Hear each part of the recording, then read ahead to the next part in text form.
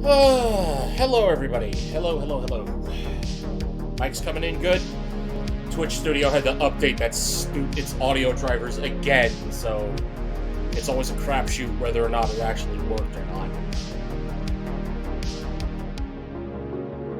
It's registering, but it is what it is.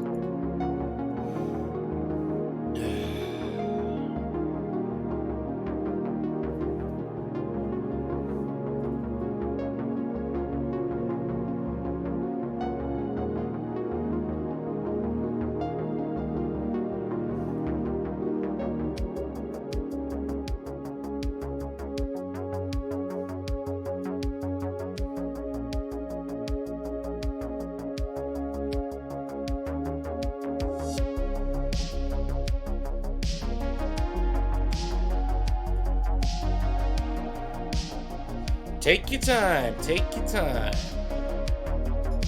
We aren't starting for another few minutes, so...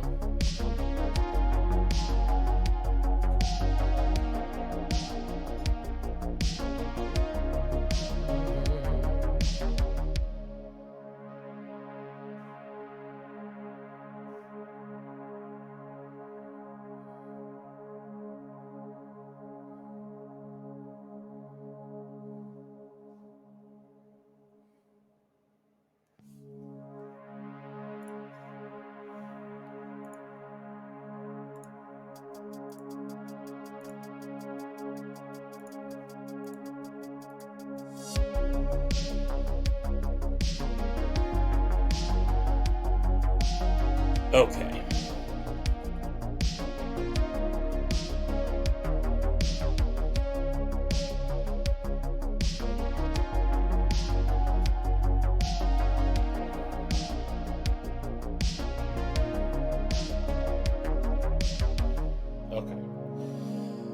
Alright, now's a good time.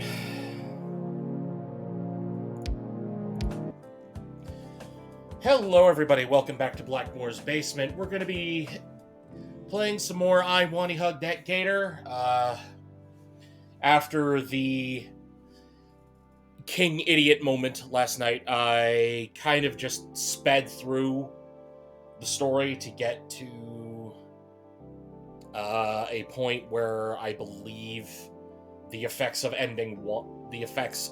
the score will start us up into ending 1. So, without further ado, let's move on to I Wanna Hug That Gator ending 1. I don't know about you, but I am not looking forward to this.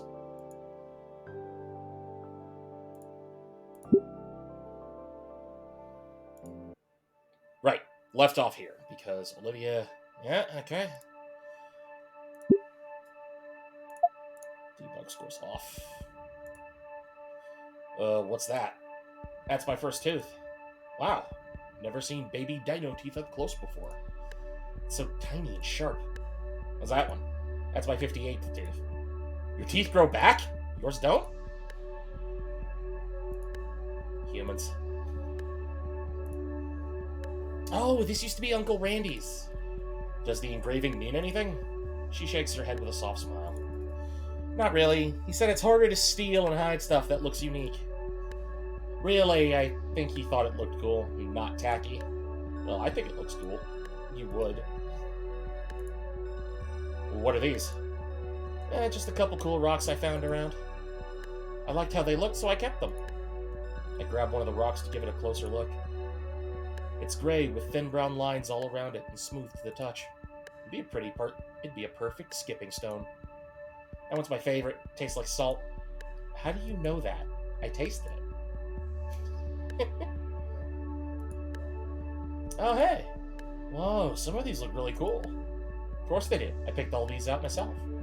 Where'd you get these? I pick one up whenever I see one. They're a dime a dozen.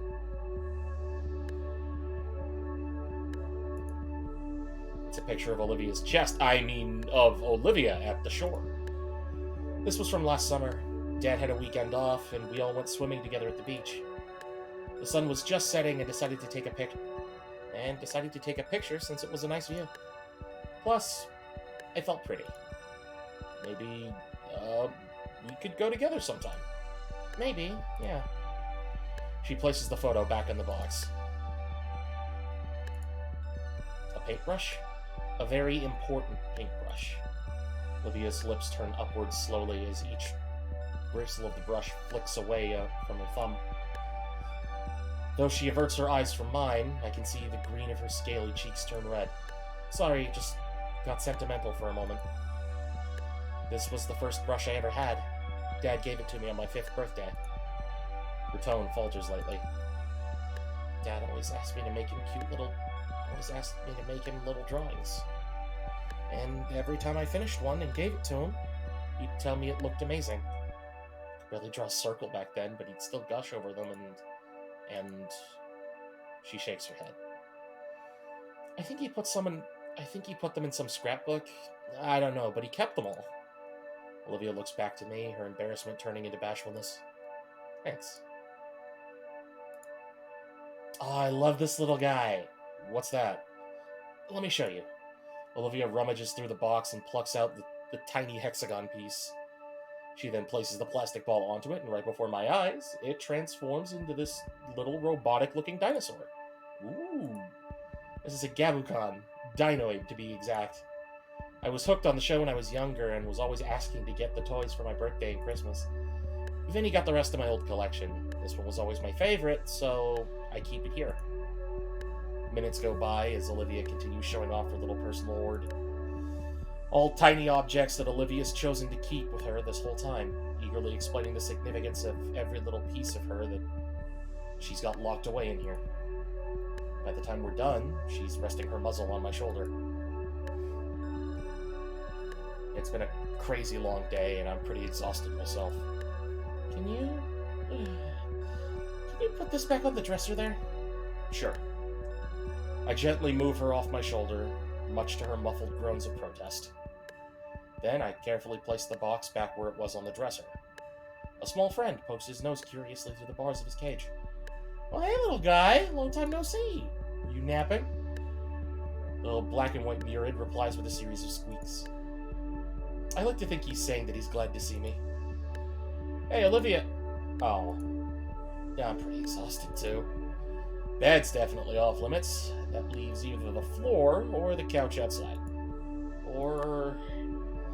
that beanbag chair looks pretty inviting right now. I slump into it, and the beads inside scrunching under my weight as I settle in. It's soft. It smells a bit like paint in Olivia's hair. Does Olivia lay on this while she works? As I start to drift off, the last thing my weary eyes take notice of, is Olivia sleeping soundly on her bed.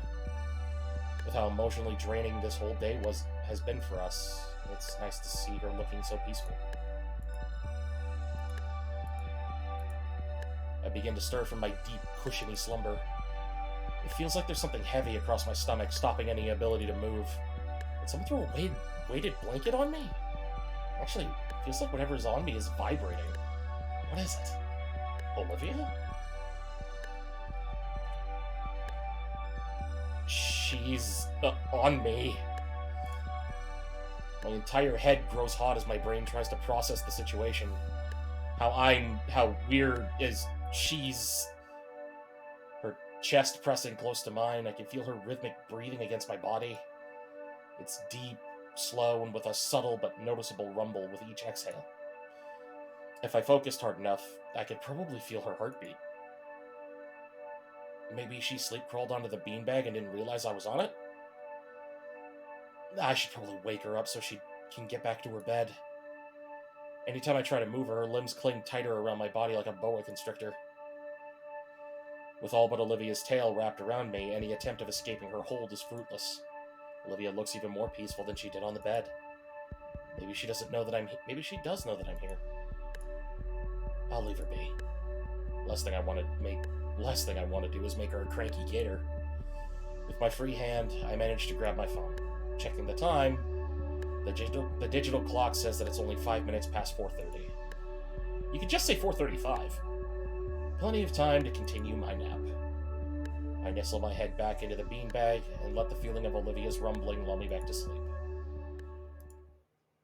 This feels nice.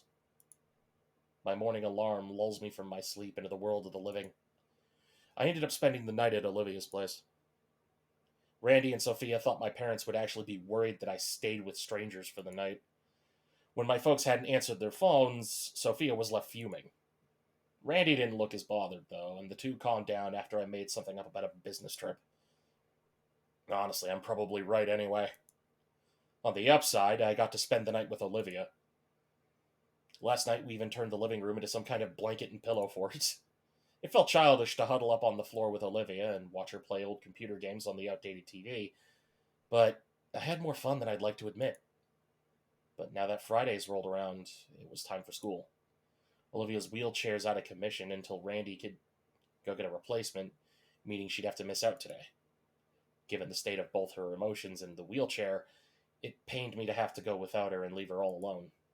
Honestly, I don't want to be all alone in my cold and empty house either. Miss Sophia is one hell of a cook. Last night she made a delicious meatloaf. Guess I know who Olivia got her culinary skills from. I rise from the couch, pulling the spare blanket off me. The pains let me sleep on the couch, but at some point, Olivia must have dragged herself from her room to join me. As I try my best to get up without waking her, I pull out my phone to check the time. It's about the same time I'd normally wake up. Kind of impressed with my own internal clock. You awake, son? I jump as Randy makes his presence known behind me. His hands idly button up a floral shirt as he motions ahead towards the unconscious Gator lying on the couch. Guess he has the early shift. She wasn't there when I went to sleep. Don't worry, not accusing you. Damien's already up and the kitchen's got cereal. Don't be late for school. I nod in response, taking a few moments to put my jacket and glasses on before heading to the kitchen. Even if I didn't remember where it was, it wouldn't be hard to find. Damien's busy slurping honeyed oats like a jet engine. Oh, Inko, you hungry? Before I even reply, the Dilophosaurus jumps out of his chair and makes for a nearby cabinet, procuring another bowl and spoon, which he slides across the table. Thanks. Most important meal of the day, man! Eat up! He gestures to the half-gallon of milk and box of cereal on the table. I take a seat across from Damien and pour myself a bowl. Normally, I'd skip breakfast on account of getting an upset stomach during PE. Then again, it could be my PTSD with the burritos talking. With spoon in hand, I get a scoop of cereal and begin eating. You know, as far as cereals go, it's a little bland. If I had to guess, they probably avoid any of the colorful sugar-filled cereals to prevent Vinny from bouncing off the walls. More than he usually does, at least. I continue enjoying my bowl of cereal, with less ferocious haste than Damien. It's not long before we're both done, and Damien stands up without any intent of cleaning up after himself. Liz should be getting here any minute now, so we can wait outside. Sounds good. I take the time to rinse off our dishware in the sink before anything else. Damien looks a little guilty as he realizes what I'm doing. Finally, with breakfast dealt with, we get ready to head outside into the cold, harsh world. As I grab my backpack by the couch, I take one more glance at my slumbering girlfriend. She's taken up the entirety of the couch now, the blanket we shared falling away as she spreads out into the spot I was just at. Should I give her a kiss goodbye? Maybe fix the blanket for her? Alright, I need to be sure of this. Because the guide says that there's no points from here on out, from like now until chapter 15. So, I guess there's no points. Yep. Her brow scrunches up, and I can see the goosebumps spreading on her arm. Kneeling down, I take the edge of the blanket and bring it back over her. As I turn away from her, something catches my wrist. It's Olivia's hand. With her blurry eyes full of sleep, she looks at me, silently asking me to stay. Oop, Liz is here. His words make Olivia tighten her grip. Painfully tight. Ow, hey, I'll be back tonight, okay? She's fighting to stay awake with eyes fluttering and hand grip waning. Olivia? Promise? My hands adjust the blanket again. Promise.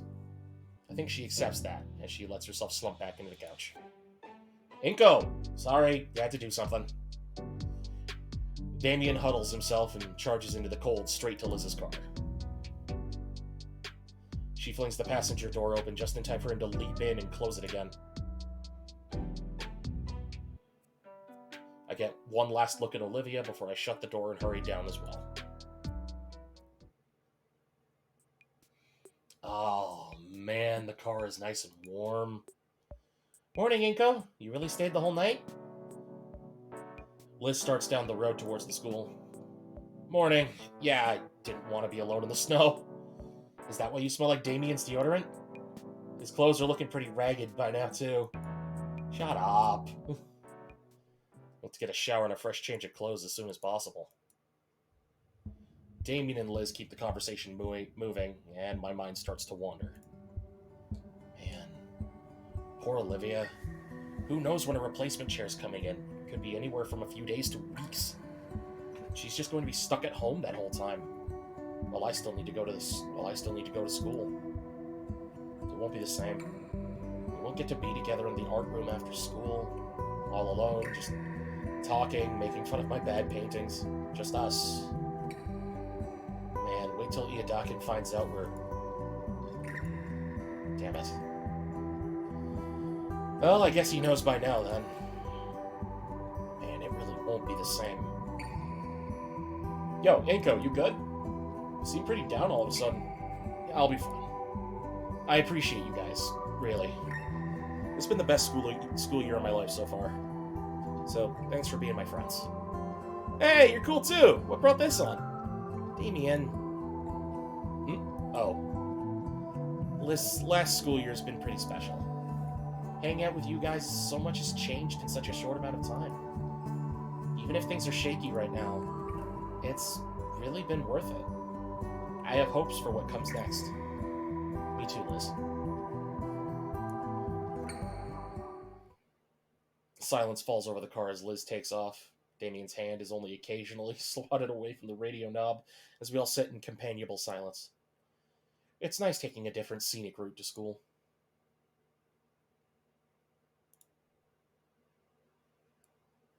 At school, the atmosphere is undeniably different.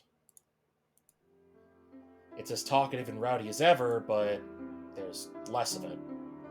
I don't know, maybe it's just my mind playing with me.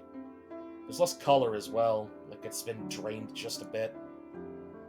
The layer of snow blanketing everything outside is partially to blame. Man, I was looking forward to making a snowman this year. Maybe I'll be feeling it later. Solly was as stern as ever in his class. Whether it's just that he doesn't care or his own form of respect is beyond me, but his hat was on just a little tighter than normal today. Man, too many feelings today.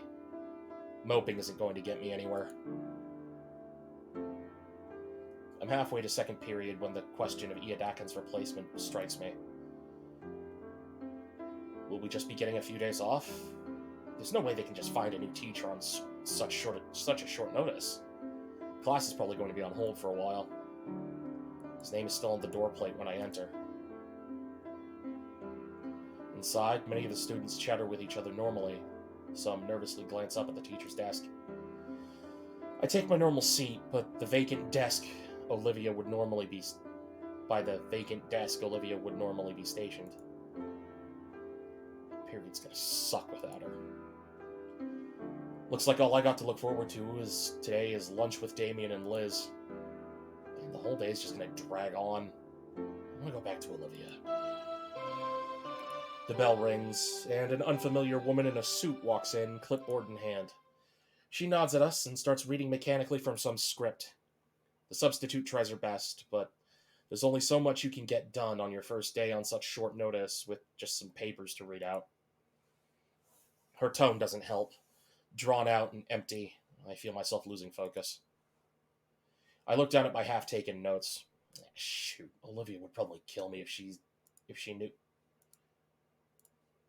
The substitute looks at the class phone in frustration as she walks over to answer its call. They both mumble back and forth for a few seconds before, "We got an Inker Cog Cheeto in this class?" I raise my hand. The substitute thumbs towards the door. Office called. You're wanted. Weird. What the office want with me?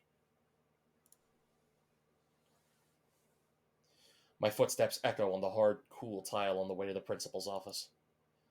I heard once that they made the halls to the faculty office longer on purpose to scare you. Although that may just be from an old comic strip. The effect was there, however, as each of my reverberating steps sent a spike of unease through my core. When I finally stood before the principal's office, the feeling of unease peaked. Slowly, I opened the door and inched myself inside. The principal was sitting behind her disorganized desk, blanketed with numerous sheets. And between me and her, Mia and Ben, looking back at me from their chairs. You wanted to see me, Principal Scaler? Yes, Mr. Nito, there's some matters we need to discuss. She motions to the third chair in front of her. I take a seat as instructed next to Ben, who's more or less acting as a personal barrier between me and Mia. Mr. McKnight has informed me that there was an incident between you and Miss Moretti earlier this month, one in which school property was severely damaged.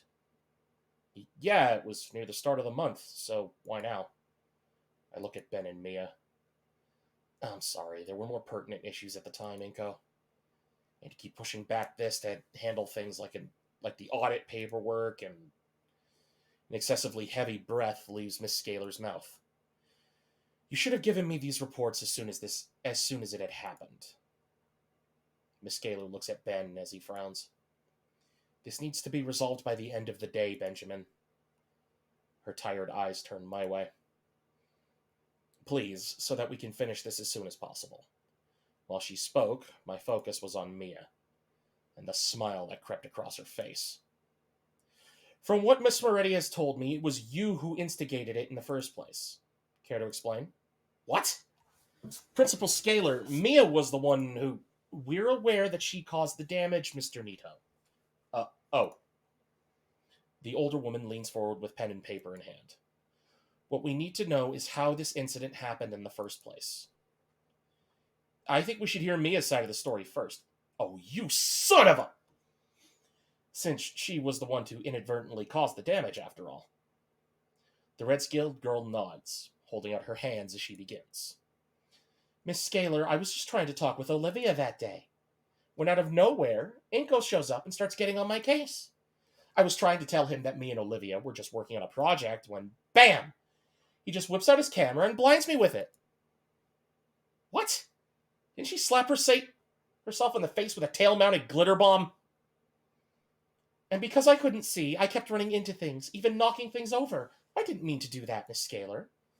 I know I have a temper, and trust me, Ben's been helping me work on it. But you can't blame me for going around like a headless chicken. There's supposed to be music.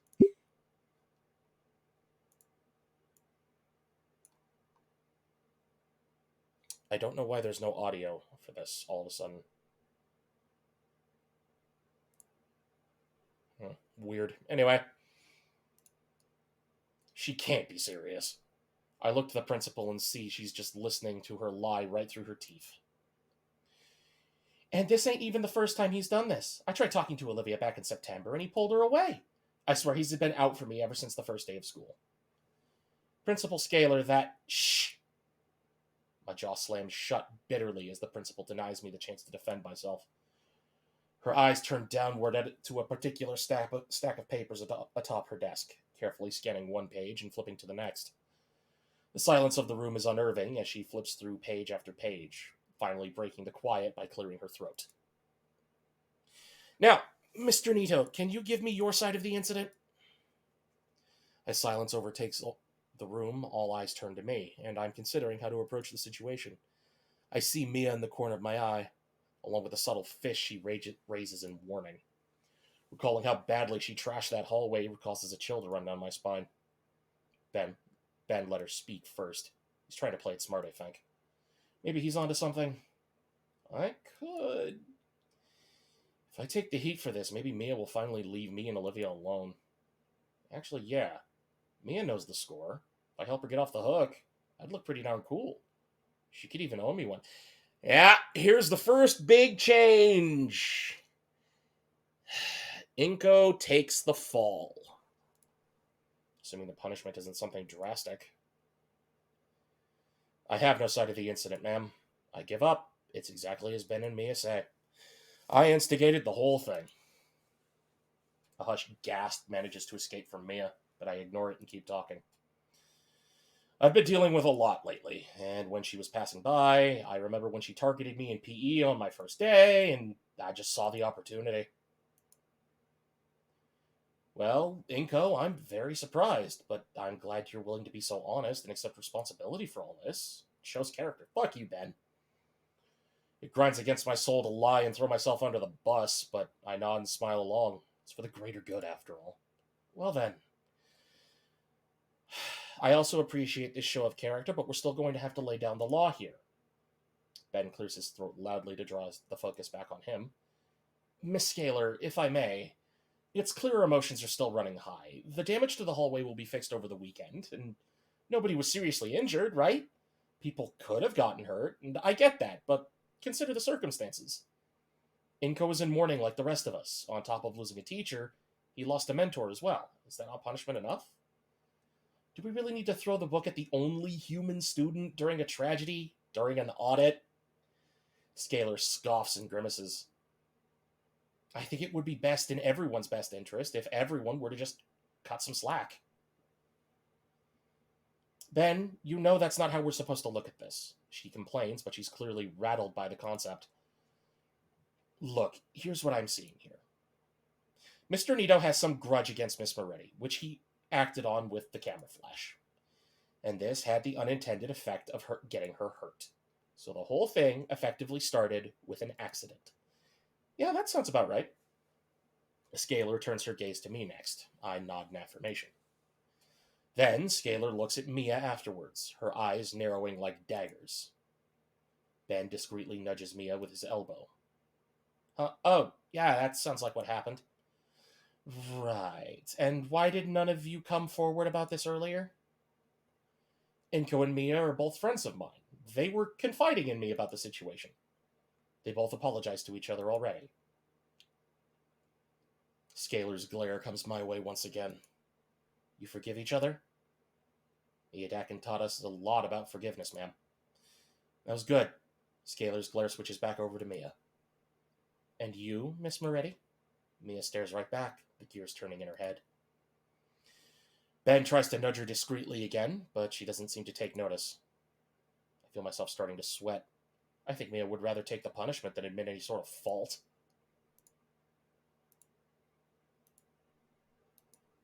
Yeah, I'm sorry.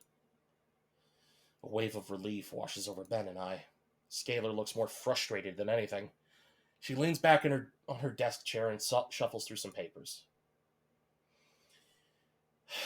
In addition to the report, our Iadakin left behind his account of what happened. In it, he describes Mia's actions as openly hostile and intentional. Could you blame her? She couldn't see anything, and she was in a lot of pain. In either case, it seems both parties are in agreement as to the situation. I suppose that's why Iadakin didn't mention a motive in his report. Now, I would like to give the benefit of the doubt, especially at a time like this. And given both your statements, it seems whatever nonsense this was about has been resolved. Still, though, at the bare minimum, I have to give you both a day of Saturday detention to help clean up this mess. Afterwards, we'll have another talk to discuss this further. Ah, shoot. Still, this is better than it would have been otherwise. I'm sure Mia is satisfied. She's slouching in her chair pretty hard at this point, feeling completely unthreatened. Principal Scaler dismisses us. Mia skips out of the office without another word, leaving both Ben and I behind. We quickly follow suit, not wanting to bother Scaler anymore. Once we're out in the hall and the door clicks behind us, Mia props herself against the wall beside Ben. So I'm in the clear now? Almost clear. You still need to come in on Saturday, but after that you'll be good. And the meeting after? Don't worry, I can easily make that not happen. And my record? As good as scrubbed. But I'm pulling some big favors to make it happen. Mia lets out a deep sigh. This is why I love you. Ben's face turns fuchsia in seconds, and yet he's wearing the largest of smiles. Thanks. In the blink of an eye, Ben is now the one up against the wall, Mia looming above him with her right hand beside his head. Oh, God. She did a kabedon, Jesus Christ. Oh, just wait till later, Benny boy. What about me? For once, Mia wears a smile without any threat behind it. Yeah, good work there, monkey. Whoa, that's a slur. I wasn't expecting you to play along so well. It felt like the easiest way to handle things. So, you wanted to take the blame then? I mean, it worked out in the end. That it did. See? But also, that's me extending an olive branch. Both parasaurs stare at me through as though I grew a duckbill. To you, Mia. I just want to get along. Come again? Mostly, I'd like you to stop harassing Olivia. I think we can work something out. Well, aren't you special? And I mean that in the best way. Such self-sacrifice for friendship. Ben could learn a thing or two from you. Alright, just for you, I'll leave little Miss Grumpy Guts alone. Ben steps forward toward Mia with concern etched on his face. Mia, you were messing with Olivia? Shut the fuck up, Bluey. No, and now I never will, right? The pink punk turns back to me. Just free coasting to the end of the year and I'll be out of your hair forever. Sound like a good deal, Inky boy? I nod in agreement. Yeah, that's all I'm asking for. After Saturday, we won't need to see one another ever again, Mia. My hand is held out to her to seal our deal. See you Saturday, then. Instead of shaking it, she slaps the palm of my hand hard enough to make the involuntary clap reverberate down in the quiet hall. Hiding my pain with a smile, Mia reciprocates with a grin of her own and turns away. Mia saunters off. Ben looks between the two of us.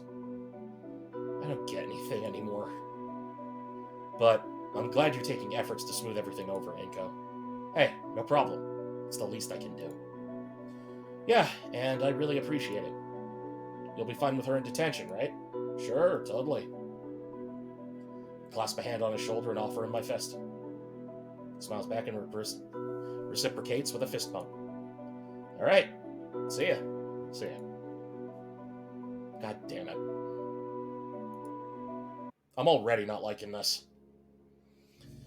After school, I took the metro back home to shower and put on some new clothes. As it turns out, my parents really were on a business trip for the weekend, as indicated by a sticky note on the fridge. Well, I'm back at the Paynes regardless. Randy opens the front door to let me in. Ah, there you are. Damien mentioned you'd be coming over later. Hey, Randy. Say, Inko, I was wondering if you wouldn't mind shoveling the snow off the driveway when you can. Really appreciate it. I'll even pay you a couple bucks for it. No need for payment, sir. It's the least I can do for coming out. It's the least I could do after coming unannounced again. Thanks a bunch, really. As Randy leaves, I step back out and collect the withered snow shovel half buried in the snow. Better to do this now than later. 30 minutes later, I find myself collapsed on Damien's couch and let my head rest against the comforter. God, my body aches as I finally feel the full toll of my efforts. Made worse by the heat of the room, I feel dizziness overtake me. My head twists as the room swirls around me until I can see Olivia's bedroom door. My eyes linger there as I consider getting up to see her and just giving her some time to come out. She has to know I'm here now, right? She probably does. She also probably doesn't want to do her silly knee walk thing again. Wonder how mad she'd be if I caught it on camera. Olivia? I knock lightly on her door. No answer, but I do hear the TV inside. The door creaks loudly even as I push it open as gently as possible. Olivia lays in her bed, flat on her stomach. She's staring blankly at the TV on the floor. Can I come in? Olivia gives a slight grunt of approval. What you watching? One of her claws lazily gestures to a pile of DVD cases. It's a box set of Rurouni Kenshin. Oh my god! She has base... Olivia's perfect girlfriend material. Jesus Christ. Goated taste in anime. Been watching this all day? That's a yes then. You doing okay? My day was kind of rough. Class is different, you know? Yeah, I'm glad I get to see you again, too. I got called into the office. Ben and Mia were trying to get out of responsibility for that outburst where she tried to kill us. Evidently, that meant throwing me under the bus. It is what it is, I guess. But I actually worked out my people skills. Made a deal with her and Ben. She won't be bothering us anymore. Pretty cool, right? Olivia? I'm trying to watch. Oh. Can I stay? Alright, at least there's this. I want to sit next to her, but Olivia's spread out on the bed to the point where there's barely any room left. What little space was open had already been taken by the small rat curled up against her. Looking around the room, there's no chair in sight. After giving myself a mental kick why there isn't one, I kneel next to the bed, letting my arms rest on its edge. Olivia grunts again, but otherwise focuses on the show playing on her laptop. I look at the screen and need to look away as several men are gunned down bloodily by an old-fashioned hand-crank repeating gun. Didn't know Olivia was into this stuff. It's made worse by the fact that the voices do well to convey the visceral pain they're experiencing. I push myself back up. On second thought, I probably reek right now, Olivia. I'm sweaty from snow shoveling, and I don't want to put you through that. Another grunt, though this time there's a tinge of something in it. I should head home, so I can clean up. If you need someone to talk to, you can always text me, okay? Her head kind of bobs, but her eyes remain locked on the screen. With hesitant steps, I back away from Olivia and out of the room. When I open the front door, I hear someone calling out from the kitchen. Yo, Inky! Leaving so soon? Damien's head hovers just over the refrigerator door. Yeah, I should start heading back. Really? With a quick whap of his tail, the fridge is closed, and Damien comes to me offering his prized cans of soda. Olivia wasn't looking so hot when I checked on her earlier. Aren't you worried about her? I accept the offered beverage with a nod. She's fine. She just wants some time alone. You think so? She was just binge watching some old show and not giving anyone else the time of day. You really gonna go home so soon? There's nothing I can really do, Damien. Yes, there is! Yes, there is! Oh my god, ending one is awful! I hate this already! She's fine. She just needs to recharge and rest. Well, alright. He sips on his own cola slowly, his eyes scrunched up in thought. Well, still, I'm gonna try cheering her up myself for a while, Damien style. As if to prove his point, he crushes the can against his head. Vinny and I could do it. She'll be back up and laughing in no time. Alright. She said she'll text me if she needs someone to talk to. Good to know. See you later then. Yeah, be seeing you. I exit to the front door and shut it behind me. A few seconds later, it's locked from within. The next metro should be soon enough. As instructed, I showed up at school that Saturday to clean up. To my surprise, Mia was already there in the partially repaired hallway, with her arm in a sling. The janitor was there too, talking to the obviously injured girl and giving her a thorough explanation of what we were going to be doing. Cleared my throat loudly, drawing both of their attention. Took you long enough, Shades. I am not repeating myself. I heard most of it, sir. Mia, are you okay to work like that? Shouldn't you be home if you're hurt? Oh, I should be, yeah, but then Ben and Scalar would get on my case. And I just wouldn't want to shirk on my responsibilities, yeah? Her smile is strained as she motions with her covered arm. Don't worry. Looks like all the serious work has already been done. Save for the set of lockers still on the floor. From the looks of the hallway, most of the serious damage had been dealt with over the month. The janitor rolls his eyes and hands us a pair of push brooms. I take them both. Could you give her a dustpan, sir? I'm sure I can do this part myself. Oh, thanks, Ego. With an affectionate pat on my head, Mia moves to the wall and leans against it. Guess what? I guess that's why she wants me to push all the trash to them. Glad she's also thinking ahead. Well, the janitor goes to fetch a dustpan for her, and I get to work. Next hour or so, I spend studiously pushing all the debris on the floor towards Mia. Every time I look up, she offers a smile and a thumbs up, and I occasionally hear her cheer me on. At least I think it's cheering. Her voice and tone are hard to read at times. I always figured she just naturally sounded sardonic. My arms are starting to ache once all the trash is ready to be scooped up. With the standing dustpan ready, all the trash is easily dumped into the large trash bins loaned to us by the janitor. I just push pile after pile of trash into her pan, and Mia easily lifts and deposits them into the bin. Alright, Inko, take 10. When you get back, we'll be bringing these bins in the lockers out back. Wiping the light coating of sweat from my brow, I nod.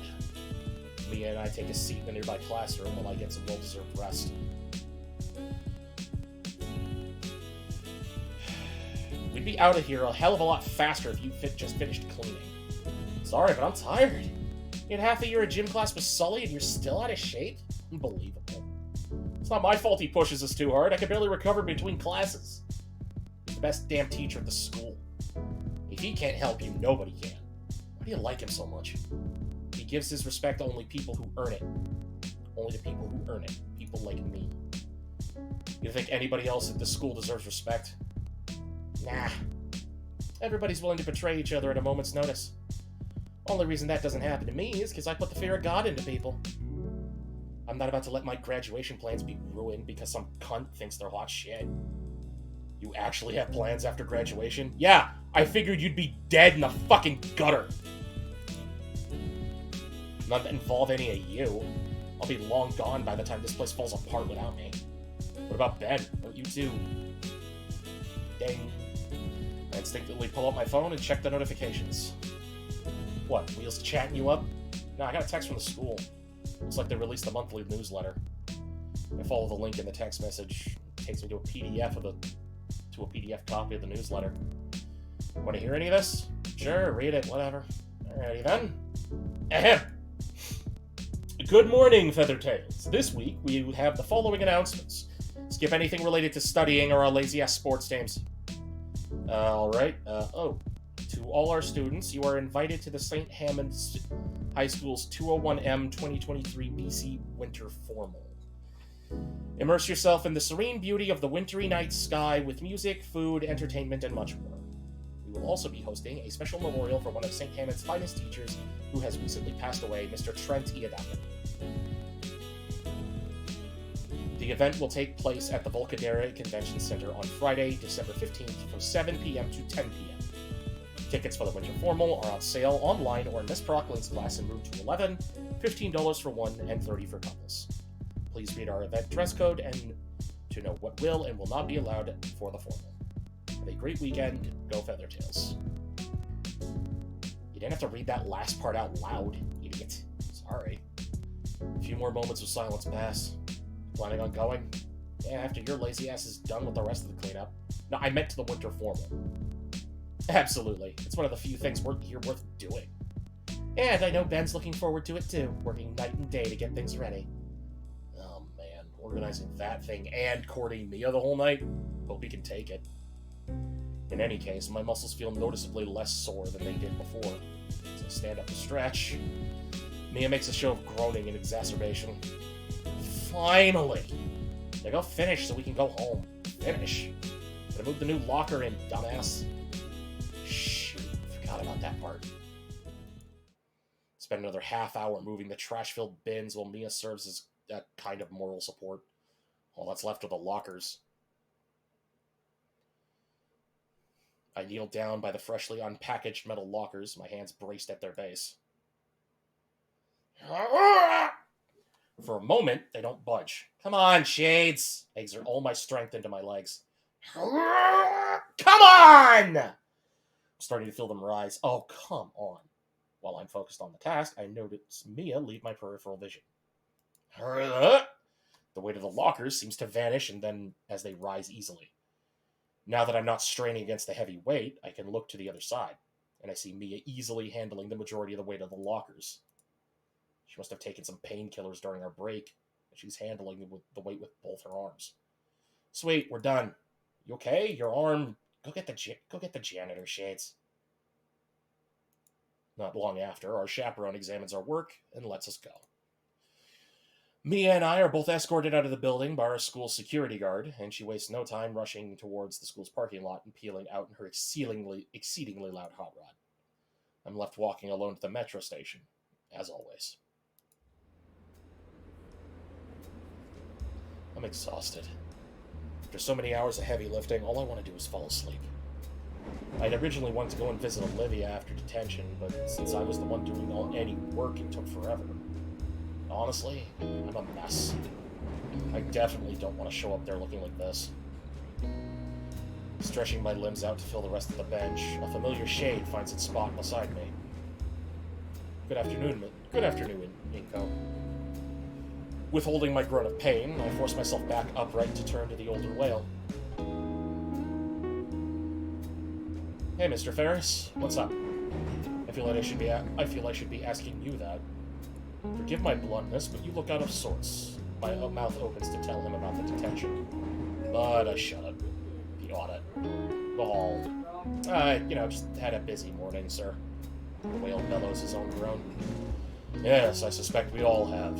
Had a dreadful meeting this morning. Positively dreadful. What for? His eyes shut in contemplation, reopening after a moment. I suppose it's already public knowledge. Many of the schools in the district have some formal or gala or other event coming up. Of course, since the students are still under our care, there are strict guidelines for those.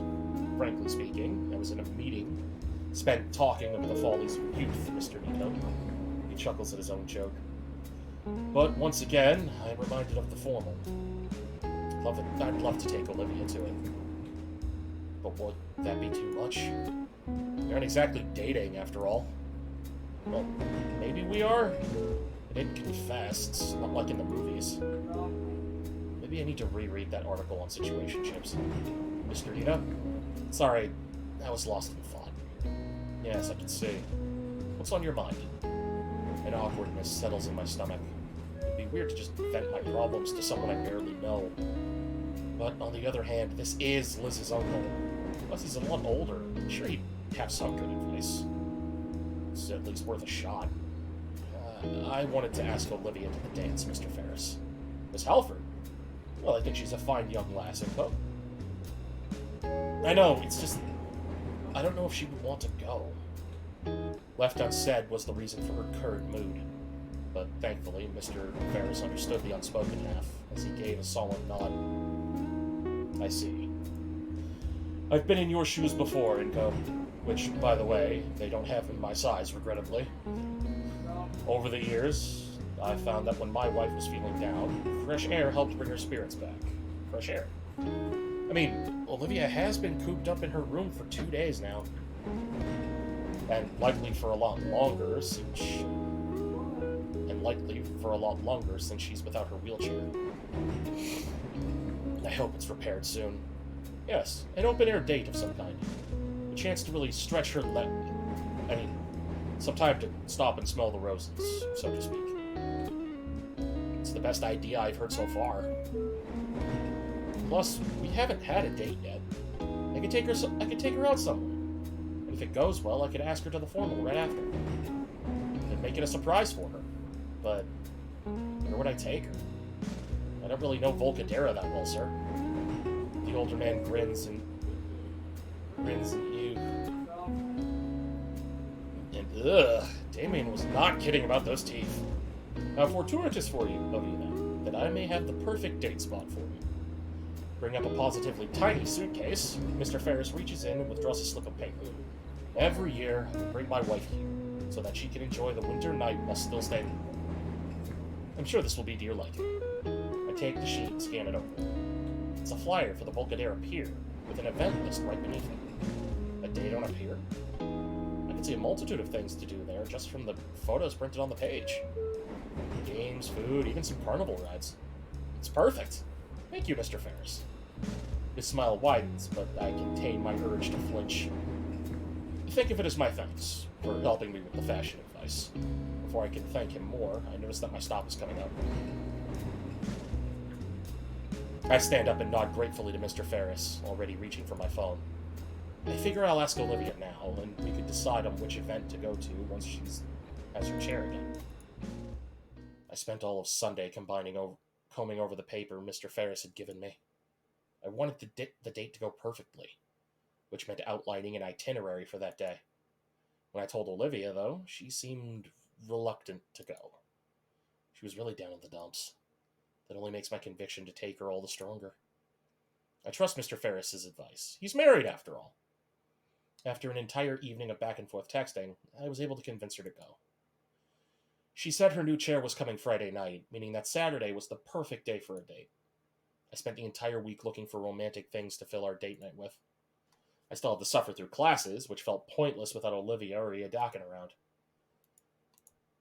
Damn it.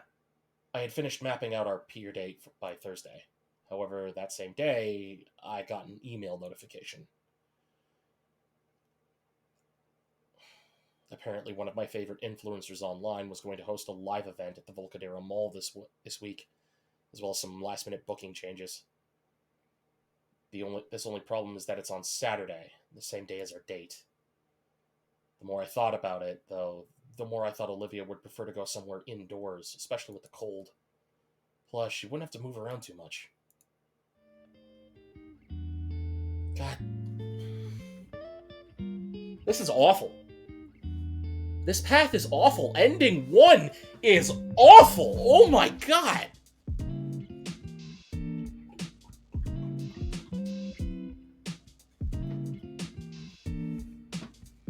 Enko's completely selfish.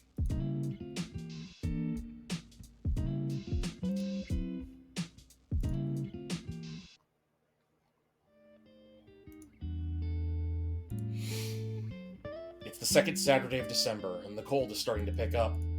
A good thing I changed plans, because I highly doubt she'd enjoy being forced out into the cold air more than necessary. The IRL stream would be this afternoon, meaning we could even have a good lunch before going. At exactly 11 o'clock in the morning, I knock on the door to the Payne household.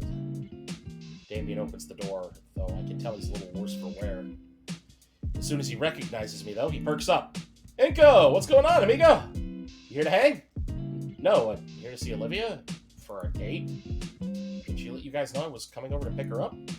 We had a date planned for today. No, she didn't. Olivia's not really mentioning much of anything these days. Hasn't been all week. Oh. Well, stop letting the heat out. Come on in.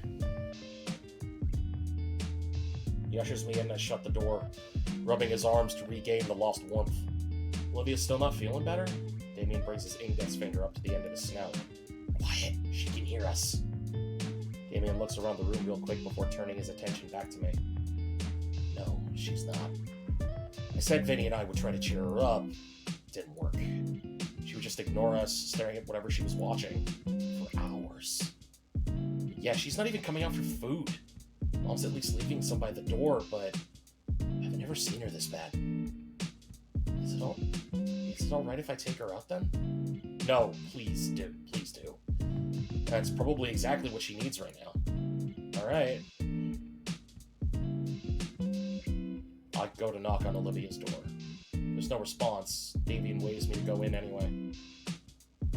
As before, Olivia's on her bed, in a similar position to when I saw her last. Hey. You still want to go to the event? Come on, you wanted to go earlier. You need some fresh air.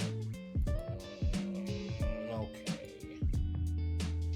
She gets up, straightening her shirt out.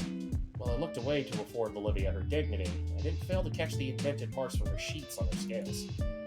Where are we going again? Volcadero Mall. Figured we could watch them together. So, where's your new ride? She gestures across the room. By her door, lying on its side, a large, unopened box. When I realize what she means, I look back to her in bewilderment. Really? I told him I'd get around to it sometime.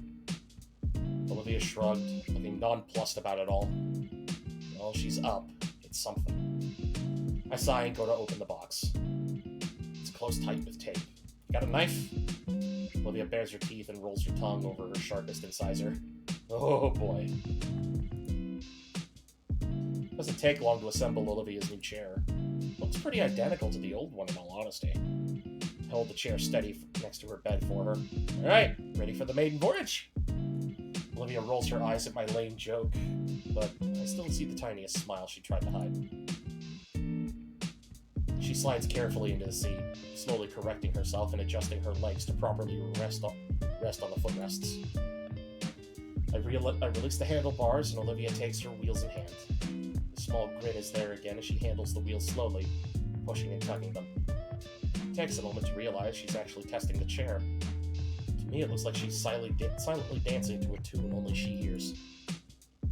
Finally, with a nod, Olivia looks to me. Alright, I'm ready, Inko. Nodding back, I hold open her bedroom door. I wave to Damien as we leave, though Olivia doesn't even seem to see him.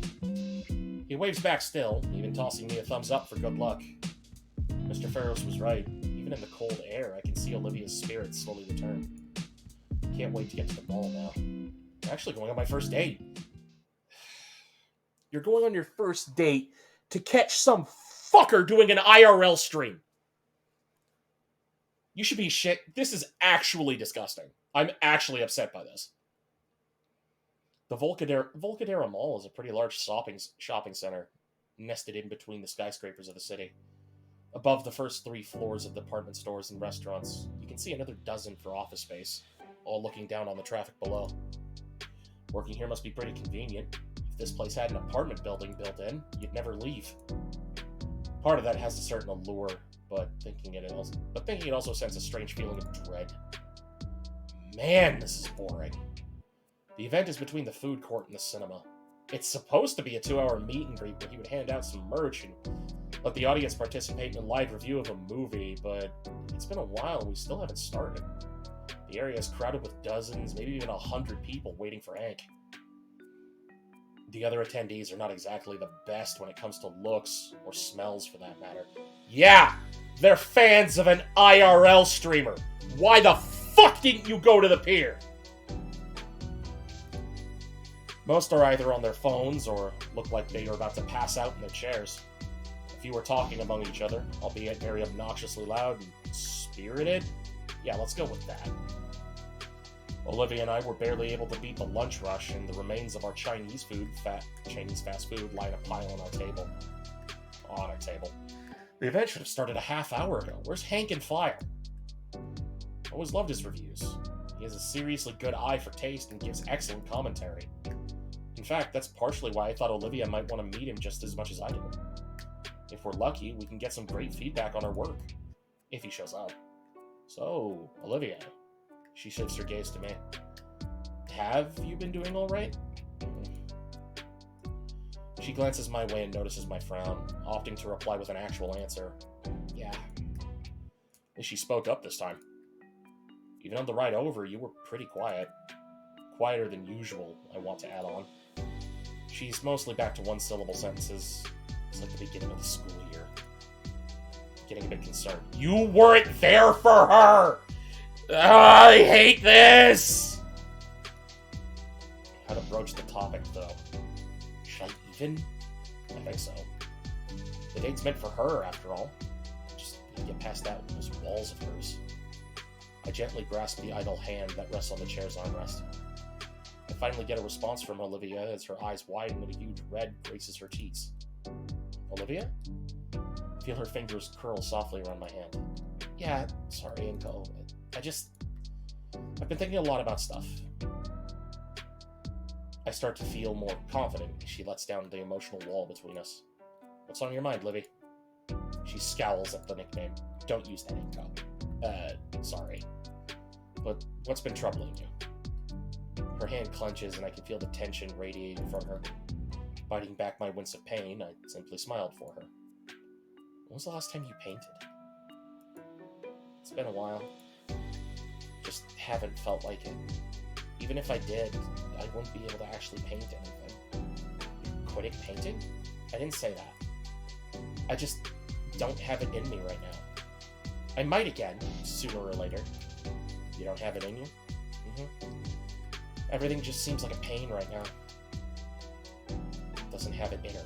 Damien mentioned that she hadn't even left her room all week. Everything? Yeah. Is that why you didn't bother with My eyes wander to her wheelchair. The one I had to put together for her. Her only means of leaving, and it was left unopened until I arrived. Doesn't really make a difference. This is the first time you've been able to leave the house after a whole week. Isn't that good? She shrugs. It's nice to get some fresh air, I guess. No desire to do anything. I think to ask if that meant this date with me, too. I just bite my tongue. The rest of the leftovers are too cold by now. And isn't there supposed to be something happening? Yeah, it should be. Where the heck is Hank and File? It'll be worth it. You'll see. Promise. I reach my hand over to her, and the hand she has resting on her arm. Olivia looks down at my fingers and then me. With a sigh, her arm uncrosses our fingers. Her arms uncross, and our fingers intermingle and lock. Fine. Her eyes turn back towards the stage, and after a couple seconds, she leans in close to whisper. What are they staring at? I've been trying to ignore it. But since we sat down, we've been getting strange looks from other people waiting. With a raised eyebrow, Olivia glances around us at all the other people stuck waiting for the main event to arrive. We're the youngest two here by far. Everyone else here is around a decade older. Some of the eyes brimming with anger, though a lot more seem mournful. I guess it's just the audience he has. Don't worry about him. Uh-huh. Olivia rubs her arms a bit nervously. What's so special about this guy everyone here wants to see so bad? He gives really insightful reviews. For what? Here, I'll take his channel up for you. I find his page on my phone and show it to Olivia. She scrolls through the first few pages of videos. The Lana's Witch School Season 6 finale is an emotionally traumatizing masterpiece of storytelling. All of those are... Does he review anything for adults? Hey, you watch anime all day. You can't judge, I guess. The conversation sort of dies out. These guys. As time goes on, I can't really ignore that there's a certain musk they seem to universally permeate.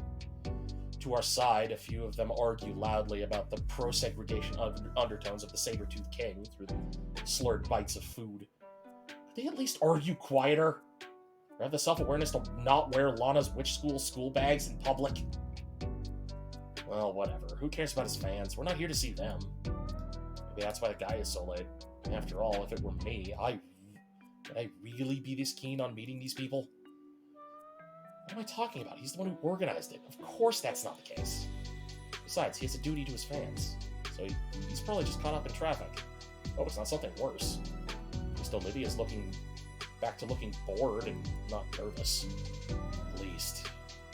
Man, that was a mistake, wasn't it? Some chatter rips me from my train of thought. Heads around us turn their attention down the mall corridor. Could it be? I lean forward to get a view, and sure enough, that's him, iconic suit and all. There he is! Yeah! The crowd erupts into cheers and applause at the sudden arrival. It's him, all right. I let out a huge, long sigh of relief. One that slowly turns into a sigh of defeat as it becomes visible he's swaying from side to side with every step. My forehead makes a loud thunk on the table. One of the empty cartons of noodles topples on its side. He's drunk off his ass! Nearly an hour late and arriving completely inebriated. From my position, I see Olivia's gaze is also fixed in that direction with a single raised eyebrow. How is he supposed to host the event like this, let alone get Olivia out of this slump? This whole idea was stupid. I'm such an idiot. Whoa, he fell over. I'll go help him! I give up. Even from here, I heard the meaty thwack of a fist greeting someone's face. Oh my god. Let's just go. Wait, I want to see this. Whatever. Many of the spectators are recording the drunkard host as he attempted to wrestle one of his supporters down with him. In seconds, mall security arrives, dispersing the crowd and pulling Hank off the poor fan he was assaulting. My face falls into my hands and all I can do is groan. Why me? Why all of this? Okay, moving along. Nothing to see here, folks. A damn lie as I see Hank and File struggling against a handful of other security officers. Once I muster up the energy, I stand from my chair. All the other patrons have started filing out at last. I start pushing Olivia away from the food court, though very slowly, as the disaster that we witnessed weighs on me. So, that was our date? Olivia cranes her head back to see my lips flapping uselessly. I can't find the words to really say, so I just give her a glum nod. Her eyes pinch into a glare. She looks back ahead. The foot traffic around us clears the way, giving us a wide berth. Probably from the glare Olivia is sporting now. Each leaden step I take, I try to formulate and say something. I have a backup plan. I knew that would happen. It was totally one of his skits. We're still at the mall. And each one, I shoot down before it can come out my mouth. Until Olivia, her head tilts back again. The glare now focused solely on me. Look, I'm sorry. I wanted to share something I like with you. Her eyes roll at my words. I wanted to help you out of this mood you've been in. A snort blows through her nostrils and her head starts to move forward again. I'll make it up to you, then. Her eyes lock onto me again. I mean, we're still here at the mall. What would you like to do? Her frown finally eases, Olivia's lips thinning to a line as she considers the offer. Maybe some shop you like, or even that airsoft gallery we passed by. Just say the word. Her head returns forward. I feel every ounce of hope be violently ground to dust. No, of course Sure, whatever. My heart is in my throat from her words. Olivia looks back, and while she is glaring, her silver eyes aren't as heated as before. Olivia? So, I consider what Olivia really likes the most. Seriously racking my brain here. There's not going to be any art supply store here. Even if there were, she's not exactly going to be excited over a new brush set, I think. So we pass by the food court again. I catch Olivia's gaze shift slightly to the side. I follow, and of course, it's a game store. How could I be silly to not know? Well, if that's what she wants. How about here? I'll let you pick out something you want. She nods once. Then, after, we could hit up the other place I saw on the way in. Looked like it sold Japanese import stuff. Another nod. On the spot, I started naming store after store, considering all of the interest she had. I didn't remember where exactly all of them were, but I figured if we just kept moving, I could find something at one of the shops that'll cheer her up. Alright, it's something. I push Olivia into the game store. When I near the shelves of new releases, she veers right off to the used game section. Of course. We spend maybe 15 minutes in each store as I pore over the shelves looking for something Olivia might like. Every time I think of a good gift, I present it to Olivia, only for her to flatten uninterested gaze to shoot it down. Video games, anime merchandise, art supplies, jewelry. It doesn't matter. She never seems to care about anything I offer to buy her. After an hour of rolling the wheelchair-bound girl around the mall, I'm starting to run out of stores to visit. I don't really want to reveal how much I'm scrambling here, but it's hard when she's not passionate about anything. Olivia ended up getting some decade-old game for my handheld console for $7.99. I would have been willing to get her something more pricey, but she seemed pretty keen on getting it. She reads the manual while I push us onwards through the mall. I hear some people regularly do this. I hear some people do this regularly, mall walking. Maybe we should make it a regular thing? Olivia clicks the game closed and slides it into her jacket pocket. For a while, we just walk a bit and see the sights. This date is going all right, despite the rocky start. I'm making it work. Even if Olivia's still glum as when she got here, she'll appreciate it. I hope. An idea crosses my mind. It's not a brighten her mood for sure. Hey, Olivia. I've been meaning to ask you something. Everyone's been talking about it at school, and I'm sure you're excited too. Do you want to go to the winter formal together? She turns her head back forward, letting her shoulders droop back down. Oh. Yeah? I'm not really interested. Not interested. Because she shrugs. Just don't want to. But you told Ben you'd give a speech for Iadaka. I've told Ben a lot of things. Does it really make a difference? He's gone. Any speech is just for everyone still here. I don't really care about them.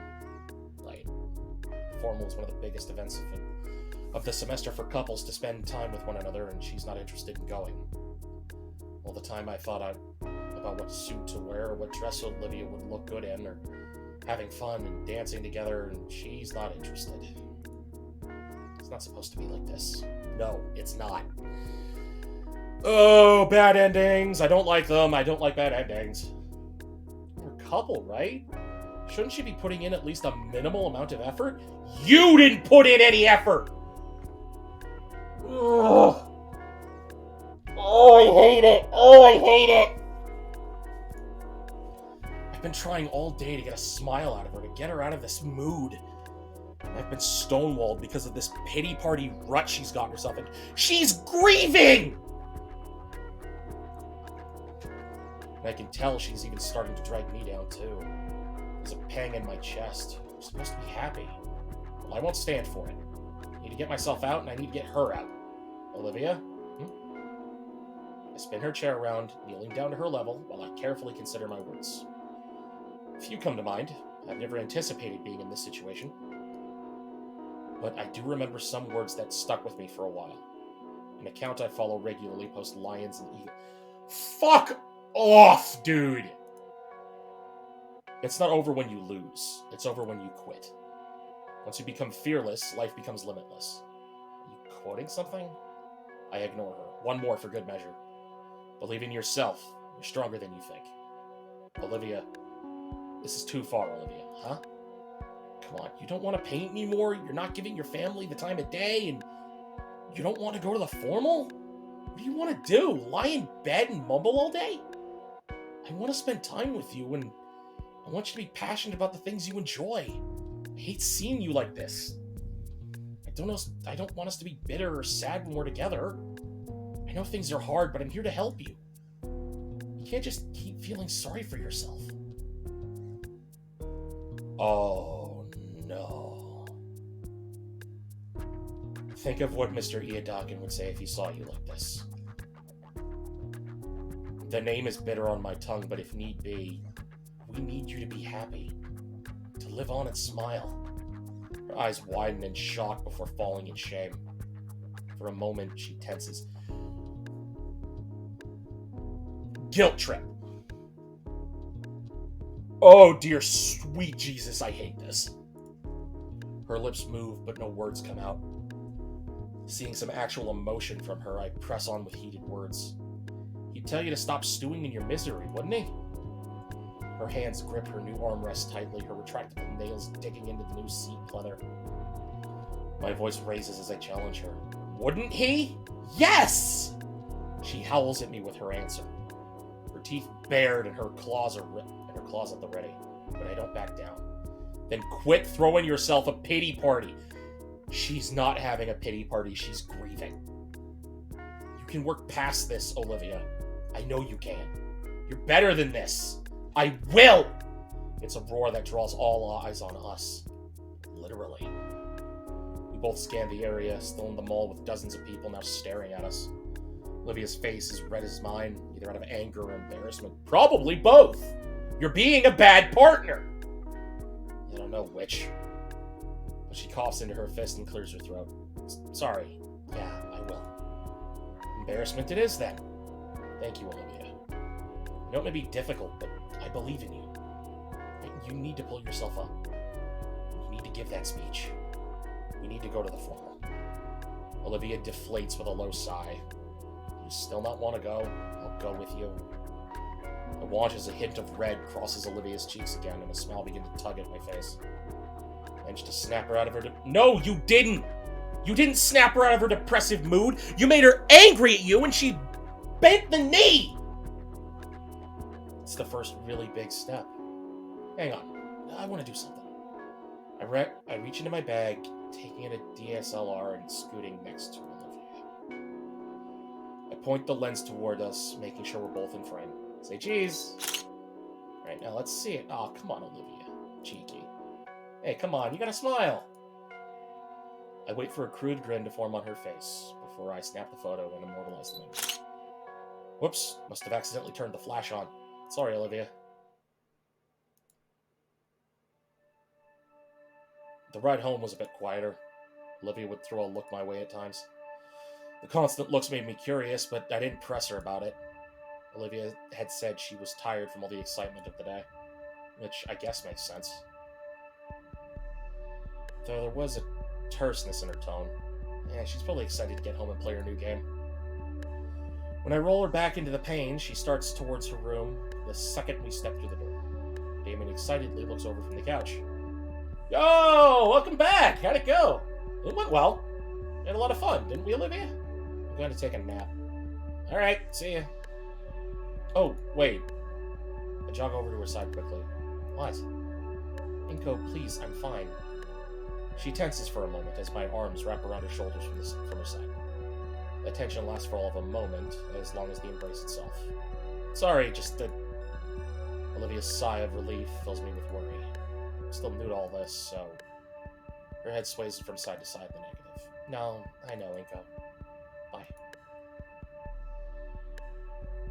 Right as Olivia reaches the door, Vinny excitedly steps out. Oh, hey, Liv! Welcome back home! What were you doing in my room? Cleaning up. Whatever. Go away. Aren't you feeling better? Just... I want to know. No, You want to play? No.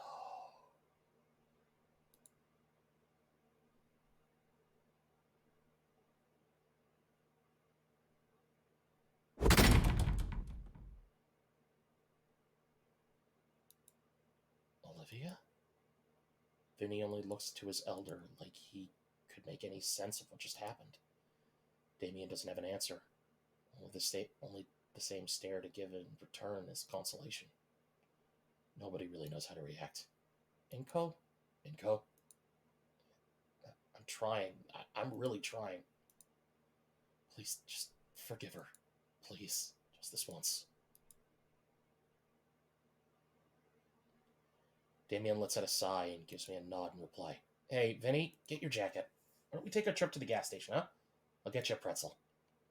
The poor kid nods and follows along. It's probably my cue to leave. I give Damien a wave and head out the house first, the door clicking behind me.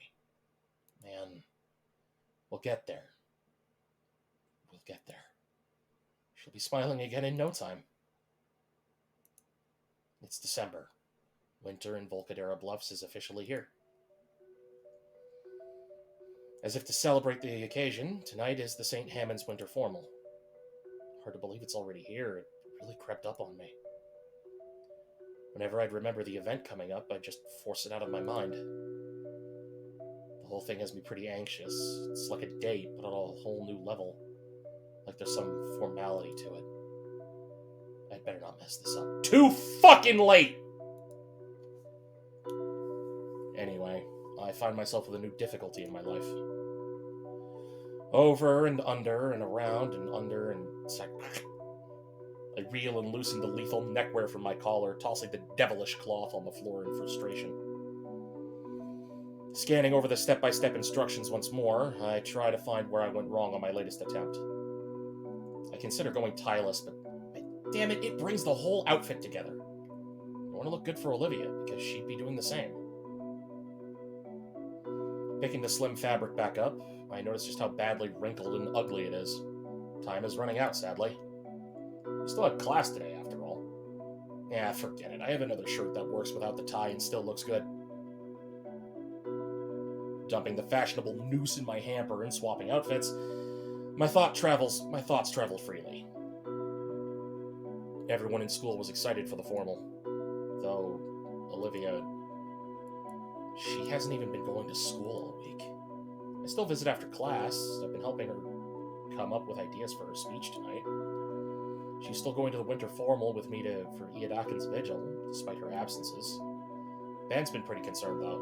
He wants to know beforehand what Olivia's speech will be. Like you can rush art. She'll have something in time. A check of the time says I don't have to worry. I don't have any time to try again. Tossing on the piece de resistance, the coat, I exit my room and head down for my foyer. Tonight's gonna be the best night ever. No, it's not. Probably. Definitely.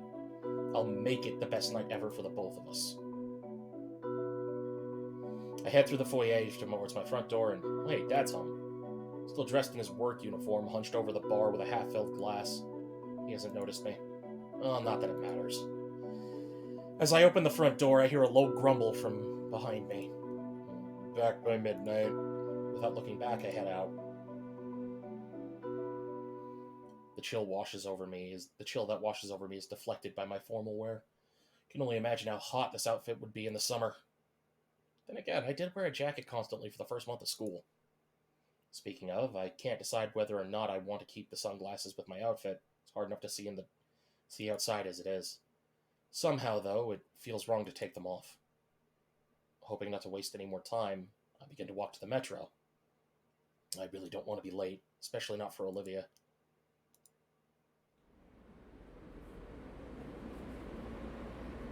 It's the same ride I've taken countless times this year, but this time it has a sense of finality to it. The rocking motions of the cabin are both calming and nauseating at the same time, and I find myself teetering between positivity and negativity.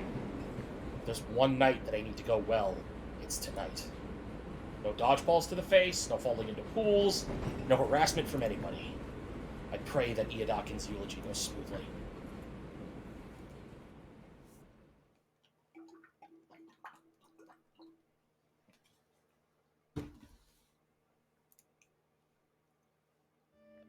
I find comfort in the routine walk from the metro to the Payne residence.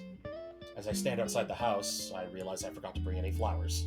But this isn't prom yet, so I think that's okay. It's December, and that means festivities. The house is adorned with a row of colorful Christmas lights.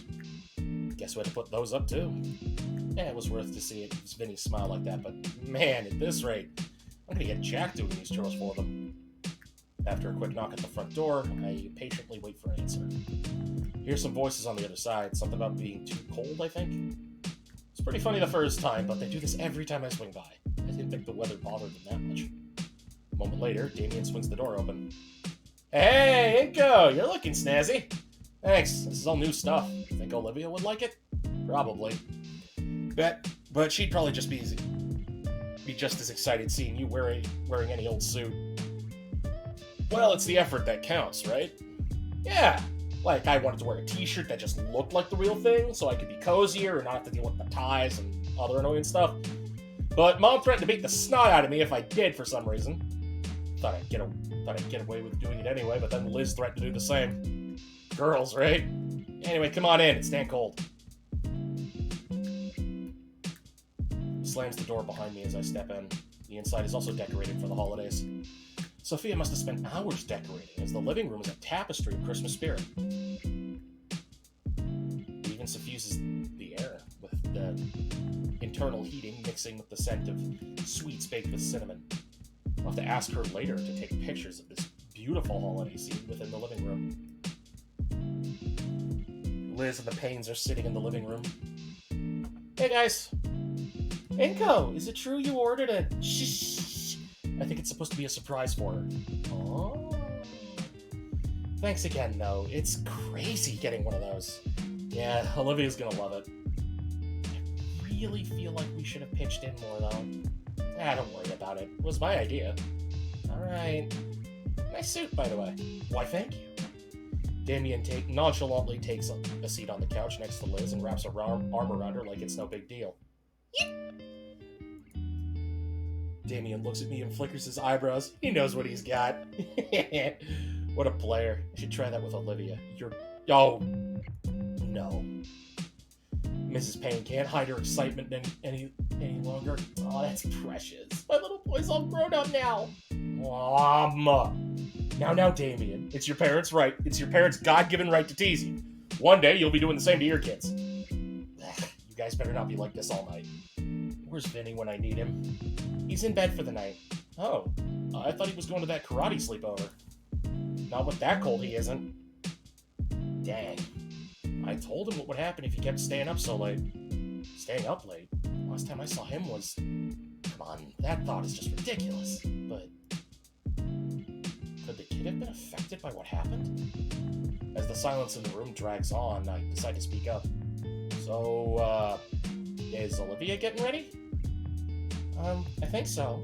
I helped pick out a very nice dress for her, just you wait. She's probably taking a while to get it on. You know how independent she is. Huh, yeah, I do. Either way, I send Olivia a quick text that I'm here. What was that? Olivia comes out looking nonplussed by the violent noise. Tripped over my lamp. Sorry. This dress is more restrictive than what I'm used to. That's restrictive? The dress looks simple, though it's quite vibrant in color, akin to one of Olivia's past paintings. Oh, no, did it shatter? Is everything okay? It's fine. I'll fix it later. Olivia rolls around the couch and lifts herself from her chair to the spot next to me. Hey, Olivia, you look great. I wrap my arm around her shoulders and draw her into a hug. She kind of reciprocates it, at least letting herself be pulled in close before shifting back. So, when are we going? Any minute now, just wait. My arm falls away from her. I was kind of hoping I could hold her like Damien is holding Liz. Ah, well. I can do it some other time. I can do something. I can still do it. I can still do something else. For everyone here, too. I draw my camera free from its new protective carrying bag. Ooh, good thinking, Inko. With a smile, I move to the middle of the room. First, I focus on Olivia. Inko, Come on, Olivia, you look so good in that dress. Her frown vanishes for a moment. With her hand, she shifts her shins across them, and then lays his back against the armrest of the couch. Good? Beautiful. I turn the display to Olivia to show her, and she nods back in satisfaction. Her shot's done. Her shot's done. I switch to Damien and Liz. Liz has an embarrassed smile, and Damien readjusts his hands from around her shoulders to behind her back. Her blush has finally reached her shoulders, and I can't help but think it's because of the new placement of Damien's hand low on her side. Man, what a way to open this set. Taking my spot back on the couch, I allow my DSLR to hang freely around my neck. I want it ready for an impromptu shoot tonight. So, what's everyone's big plans for the night? We're all talking once more, but it feels subdued. First is the buffet, obviously. I heard that they got one of those fancy fry cook guys that do all the fancy food flipping thing. They didn't, Damien. They didn't? Why did I hear about it? Because I asked if you wanted to go to one of those restaurants. Some quality food sounds like a good way to start. Right, Olivia? Did she hear me? Olivia? Her silver eyes bore into Liz, but she isn't paying attention to that. After that, though, we're gonna dance. For the whole night. Yeah, I've been wanting to show Damien how to properly dance. I know how to dance. That isn't dancing, that's just barely moving. The two laugh silently while they hold each other. Lucky you, Liz. There's that silence again. I nudge Olivia with a bit of my elbow to signal she should cool it. She doesn't respond. Sophia rubs her knees, humming nervously to herself. Ah, look at you all. I'm so proud. Randy puts an arm around Mrs. Payne's shoulder. I remember when I took your mother out to the homecoming dance. My school didn't have anything really like this formal, but it's pretty similar, I think. Oh yes, it's similar to the homecoming event, but we rent out a convention center and get to use the remaining funds we have for the semester. How fancy. Yeah, I've never heard of something like that before either. It's called watching money burn. Hey, things are needlessly tense, aren't they? Relax a little, Mom. It'll be a fun night. For you. Liz clears her throat. I plan on having a fun night tonight, Damien. Christ, you're laying it on thick. Excuse me? The fake happy attitude to get this attention is annoying. Stop it. I just want to have a good night with Damien. If it matters so much, then why don't you get a room already? In fact, get two, so you can suck him up. Olivia! Oh my god, holy shit! What is wrong with you? I stare at Olivia, unable to form any sentences. The sudden outburst caught me off guard. Liz pats the top of Damien's head. He takes a deep breath. Damien, it's okay. No, it's not okay. It's not. He throws his head back and covers his eyes with his palms. I give up. I give up. You win. I'm fucking sick of it. For years I've put up with this, and this is my reward. You let me finish. I'm done. You're free to ruin your own life, but I'm not going to stand by any longer while you bring the rest of us down. Let us be happy. You throw your damn pity party somewhere else. He huffs roughly from his venting. The two are glaring daggers at one another as Damien towers over her. Liz tugs at his sleeve, trying to draw him away from Olivia. I do the same with Olivia's arm. Randy has stepped forward too, following after Sophia. When Damien notices, he takes a step back. All right, everyone needs to take a deep breath right now. Olivia, you don't talk to your friends or our guests that way. Damien, that goes for you too. If either of you continue, I'll send everyone home right this instant. Are we clear? Once he assures everyone understands the situation, he backs off as well. Damien takes a deep breath, carefully considering his words. Look, I have a date night to enjoy with my own girlfriend. It's senior year. Clearly, things aren't going to change. Clearly, you're not going to change. Randy's pinching his nose in frustration. Olivia looks like she's ready to jump out of her seat next to me. Claws ready, Damien's frills on full display. I feel like if I jumped in, I'd actually get hurt. I never asked for your help, asshole. Oh, wow, you don't get it, do you? Olivia, the rest of us are talking about just kicking you out once we graduate. Is that what you want? Damien! He winces, realizing he just said something he really shouldn't have. Ah, shit. Wait! Guys, stop fighting! Vinny rushes out of the living space, carefully holding some poster paper. Vinny, dear, you should be in bed. Just a sec, Mom, please. It's important. Vinny trudges up to Olivia, desperation in his eyes. Olivia? I'm really, really sorry. I don't know why you got mad at me, but I want to make it up. Look. He flips the poster page he was holding around. I made it myself. Because you're so good at art, I practice every day until I got this. So that's why he has a cold. You like it? Olivia stares at the macaroni display. I can't tell if she wants to smile or frown. You can have it. Here. So, is it okay? Did I do it right? Can I get, a constructive criticism? I can just barely hear Olivia mumble under her breath. That's not art. Thank God I'm the only one that heard it. I gently shake Olivia's shoulder to get her attention. She stares at me long and hard. We're gonna have to talk once we get out of here. Ultimately, I stare her down. She sighs and speaks. Yeah, it's okay. They are? I don't know why you were so mad at me, but I won't do it again. I love you, big sis. Vinny extends his arms for a hug. One she shirks back from. No. Are you still mad at me? It's hard to be called big sis when you were just told they were thinking about kicking you out a few moments ago. Things are calmer now, but it can't be unsaid. Damien avoids my glare. He knows what he did and how it made things worse. Even so, things can be fixed. Go on. We're on the room. Everyone else's eyes are on Olivia, on whether she accepts it or not. Fine. Olivia leans forward and lightly hugs Vinny. Vinny's expression changes between a few before settling on happy. Simultaneously thrilled, exhausted, and at peace. When she stops hugging, she keeps her hands on his shoulders. Hey, I love you too. Yes! Oh.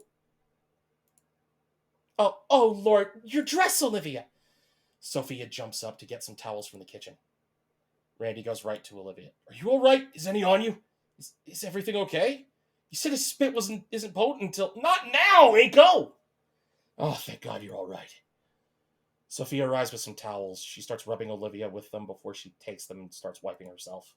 But it's too late. The vibrant, garish, acidic mucus has left its mark. Vinny is frozen in fear, covering his mouth. A line of acid hangs from his nose. Outside, a horn blares, announcing that the limo I ordered has arrived. That's our ticket to leave this shit show. Olivia, we should go.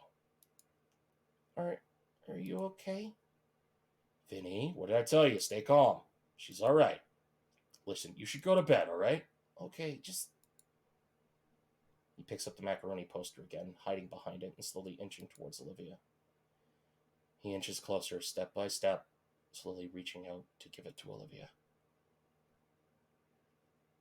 Are you serious? No. Oh my God, you're disgusting. I'm sorry, I was just excited. I worked so hard on it. I'm sorry, I got sick, please. Olivia slashes forward, ripping the page to shreds. Loose pastaments clatter across the floor. Vinny stands holding the small edges he's left with frozen in place. Olivia Halford! It's too late. He's gone. I hear his breath catch. He sprints to his room. He doesn't cry. He doesn't wail. How did this happen? Dear, I'm on it. Sophia follows Vinny to the depths of the house. Olivia? Does this mean she's not allowed to go to the formal with me? What? Does it? Randy's coloration turns a deep shade of crimson, his hands curling into fists. No. You should be out of the house for a few hours. Randy turns away from Olivia. Just go already. I don't care. Olivia moves herself to her wheelchair and right out the front door without looking back for even a second. The door is left ajar behind her without a care for the rest of us and still inside. Our ride is here. You guys ready to... You know what? I think Liz and I can have a date night elsewhere. Is that alright with you, Liz? Yeah, sorry, just... Tense. Damien nods. You two should go. Now. You sure? Yeah, he's sure. Have a fun fucking night. Alright. Bye, Randy. He's on the floor, picking up the torn remains of the poster and pasta. I'll have her back before midnight. Please do. I scratch the back of my head, wondering if there's anything else I can do in this situation. For what it's worth, Olivia's been having a really bad couple of months, and it's stressing her out.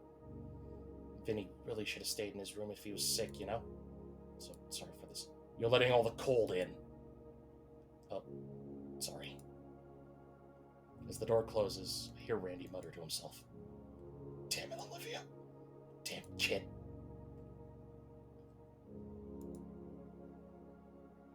It's cold out. A biting wind blows through the neighborhood. Ahead of me by the curb, the limo waits with an open door inviting me in. The driver's by the trunk of the limousine, probably putting Olivia's chair away. We're all going to enjoy a luxurious ride to the formal together. Well, more room for us. Besides, not all is lost. Olivia and I will have a great night together. Despite the rocky start, I know it. The cope is real. I climb into the heated limo, taking the time to fully appreciate the high-quality interior. Looks just like in the pictures. Very nice. Plush velvet seats, and a mini fridge filled with high-quality sodas. A ride to the formal some would kill for. Olivia sits close to the front. I sit beside her and the door behind me shuts. I lean forward, opening the mini fridge and revealing the Trevor trove held within. Olivia doesn't seem that impressed. She's back to just staring ahead, like the last 10 minutes didn't happen. Hey, you alright? No. Why would I be? She doesn't elaborate further. She moves one of her hands, revealing a bit of dried acid on her dress. It's not pretty. I pick up one of the cream sodas and crack the cap off. Looking at the fizzy liquid within the bottle, I consider what to really do. But the start of tonight had been bumpy. We could still finish on the high note. I bring the bottle to my lips, so some sugar would help get the brain running better. As we round a corner, she takes it from me. Olivia must have thought similarly as she chugs the creamy drink down in a single long gulp. She lets the bottle drop to the floor and then turn to look me in the eye. I want to go home, but voice peters out as she stifles a sob. Once more, the strain is on display. A thought comes to mind. Withdrawing my phone, I do a quick check of my saved-up allowance. I'm sure it's enough, so don't worry, Olivia. Her head tilts in confusion, but I smile. Consider it an early Christmas present, okay? What? Tonight has to be special, not just for me, but for Olivia as well. So, some extra money thrown around is nothing if it'll help her. She'll probably want to turn it down, but the alternative is going in with that stain on her. With as much care as possible, I move towards the front of the limo until I can kneel just behind the driver's window. Give the glass a gentle tap, and the chauffeur opens the window. Yes? We'll be arriving at the convention center in 24 minutes. Actually, I'd like to request a short detour. In the rearview mirror, I see him quirk his eyebrow. You'll be charged extra for the gas and time, sir. I'm sure I have enough. That's fine. Could you take us to Penthesilea, sir? It should be 2 out of the way. Very well. The window closes and I slowly move back to Olivia. My foot catches her discarded bottle and I stumble over her, my hands bracing around her head. Honestly, it could have been a smoother move than like Damien's, so I ran with it. Inko, what did you do? Just a little change in plans. You don't mind, right? No, I just want to get through the night. The rest of the ride was spent in relative silence. We go through a few more sodas, and watch as the passing trees outside give way to the highways and buildings of the city. All lit up in time for Christmas. At night, the skyline is dazzling. Our ride slows down as we move from the highway to the streets. The first stop of the night is just ahead. I turn to Olivia, see her eyes shut, her breathing even.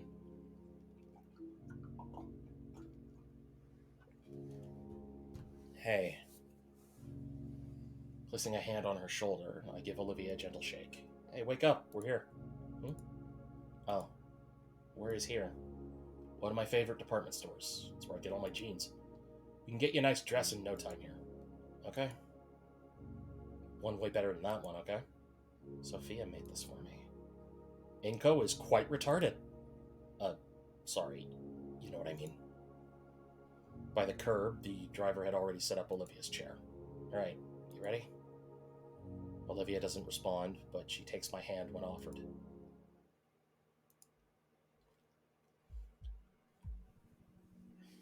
Outside of Penthesilea is a gauche, silver-plated building stretching tall into the sky as an impressive monument to commercialism. But the inside is even more stunning, as always. Just like in the last buildings I've been to, it's a white and orange department with sharply dressed mannequins, keeping a watchful eye on the customers. Not for shoplifters, but for any opportunity to jump in and help a shopper find what he or she is looking for. This one has a bar in the middle of the display floor, and on the upper levels sections are cordoned off for various business parties and wedding receptions. What do you think, Olivia? Think we'll find something perfect for you? I don't know. One of the managers glances at us. He winces for the split second as he catches a glimpse of the acid stain, completely understanding our predicament, leading a polite hand as to where we need to be. The women's clothing section is so large it stretches from the back of the store all the way to the front of the first floor. The other half being makeup, perfumes, and bags. The men's faction is on the second floor and in the basement level, where they also sell furniture sets. See anything you like? I don't know. Her gaze roves over the numerous racks of dresses. Think of it like an extension of your art, Olivia, only you're the canvas. Olivia rubs the last of the sleep out of her eyes, breathing in deep. Alright then. I've never gotten a fancy dress from a store before. She carefully rolls herself through the aisles. Occasionally, she'd get on her knees to better inspect a particular dress. I follow close behind, giving bits of advice. After all, I know fashion far better than her. Eventually, Olivia stops. She picks one of the dresses from a rack, staring at it long and hard. A lavender ball gown, from what I can tell. Simple, conservative. This one's kind of pretty. Plain. She looks up at me expectantly, holding the dress over herself. Really? It's a cocktail dress right there. And the kind that's perfect for a full night of fun. Doesn't she see it? Isn't she an artist? Jeez, I didn't know all the time alone made her skills get this rusty. I know you want to have a good night tonight. No, she doesn't! Are you kidding? Her night's already ruined! Don't worry, Olivia. I'm here to pick up the slack. That looks okay, but really sure? I think so. She takes a closer look. That would be her seeing the price tag. Even a hoodie here can run you nearly $1,000. The most expensive thing I wear is actually my socks. Hey, don't worry about the price. If it makes you feel any better, I can find you something a bit cheaper. Alright. Okay, Inko, now's your time to shine. I'll be right back in just 1 minute. I stride with great purpose through the department store, scanning everything that would look great on Olivia. Occasionally picking one up. Seriously in my element. In moments, I return to Olivia with a careful stack of dresses. Whoa. It's gotta be one of these, I just know it. They all look pretty good. Which one? There's some changing rooms over there. Come on. It'll be like you're giving me a little fashion show. Do I have to? I nod. She groans. Alright. Wheeling her there, the sales associate pointed us to the largest of the rooms at the end of the hall. And all that's left is to decide on which dress. She tries each dress on and rolls out for me to see. They all look pretty darn good. I snap a picture of more than a few, making sure to get a cute smile of hers in each one. But none of them are really stopping me in my tracks. See, that's the problem! You're making this about you! Inko, this last one is... Her shaky tone must be a good sign. I set the best one as the last of the pile, Olivia. She still hasn't come out, though. Could you come and check, then? I shrug and pull the curtain aside. Oh, yeah. Satin finish, perfect fit, really brings out the best of Olivia's features. Olivia, you look amazing. I think that's the one. You sure? This is a bit revealing. Have confidence, Olivia. Her head turns away, but that small, precious, genuine smile of hers finally returns after being missing for so long. I was worried I'd never see it again. But just as it appears, the smile falls away as something gets caught in her gaze. This is more expensive than the one I wanted. Oh. Hey, don't worry about the price. I'm the one paying for it. Olivia doesn't respond, just starts rolling to the checkout. Miss? We turn. It's one of the managers, carefully holding the acid-stained dress in one arm. Oh, what about your old dress, miss? Throw it out. I don't care. He glances at me. I nod. All right. He politely bows and heads off to dispose of the ruined cloth. Her gray eyes linger on the ruined dress until it vanishes around the corner. I hope this was worth it. We're gonna be pretty late. Yeah, we're taking a whole new meaning to fashionably late, aren't we? But no, we aren't that late. It's only been... That was an hour?! Oops. I guess we got a little carried away, huh? Yeah. I hurriedly pushed Olivia to the register, thankful that the cashier saw our harried expression and rang us up quickly.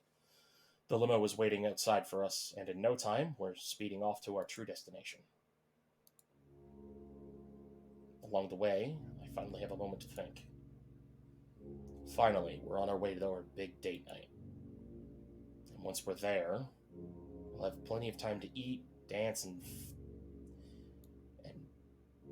have fun. Iadakan speech. Oh crap, I nearly forgot with all the excitement. Hey, Olivia? What do you have ready for the speech you're going to give to honor Iadakan? Oh. I didn't do it. Didn't do what? Anything. I don't have a speech. The admittance sends a small chill through me. You don't? Nope. But you said you would. I messaged you like 3 times reminding you. I know. And I didn't do it, okay? Oh, man. I don't think Iadakan would care much either. I feel something heat up inside me. Can't she at least stick to her commitments? Okay. Iadakan was our teacher, but he was really important to you. Bit of an understatement. You can definitely do this from the heart. Yeah. Just do this, Olivia. For Iadakan and for me, whatever. Thank you. I know it'll be great. People will love you for this. For the rest of the ride, I leave Olivia to think about her speech. You know what? Ben can probably help here as well, knowing him. Okay, we got a plan. This is going to be great. The shining moment finally came as our limousine pulls into the open carport in front of the venue. We wait in deafening silence for another minute or so before the passenger door opens wide. Taking the initiative, I step out into the open as the driver sets up the wheelchair with a flourish. The original plan was to have the ride be a set piece, and we'd wow the crowds waiting to get in with our grand arrival. Given how late we are, though, everyone's already inside. I ease Olivia into her chair gently. Have a good evening, sir, madam. Before the driver turns away, I shake his hand, palming him the necessary tip. The sound of the car door shuts behind me, and I push Olivia onwards towards the convention center. Before I take Olivia's chair, I notice her pulling at her dress's skirt. What's wrong? Her face is red and she's shaking. It's drafty, is all. Drafty? Her fists are being... I heard her fists are by the legs still. And now I can see she's holding the hem together. Oh! Don't worry, once we're inside it'll be just fine. I start to push Olivia to the sign-in table, waiting for the person manning it. It's Ben, who finally sees us approaching. Looks like you made it just before closing. Whoa! Olivia, your dress! Looks good, right? Ben looks between Olivia and I before nodding and smiling a shaky smile. Yeah, it's fantastic, Olivia. You'll look great when you speak tonight. Oh, about that. I was planning to bring this up. Olivia actually didn't prepare as well as she could have, you know? From where I was standing, I couldn't see Olivia's expression, but Ben looks worried as he looks at her. Not to worry. Here. He pulls a sheet of paper from his clipboard and hands it to Olivia. Her fingers quake as she holds it. From here, I can see it. Half the page is rough notes, the other half is a completely pre-written statement. Contingencies for contingencies. This helps so much. I had a feeling something like this would happen. This should help Olivia. Her head bobs, but she remains silent. Hey, Ben, about candid photos? This time I cut off my Ben. It's fine, Inka. Between you and me, the best place for shots is from the 2nd floor. Thanks.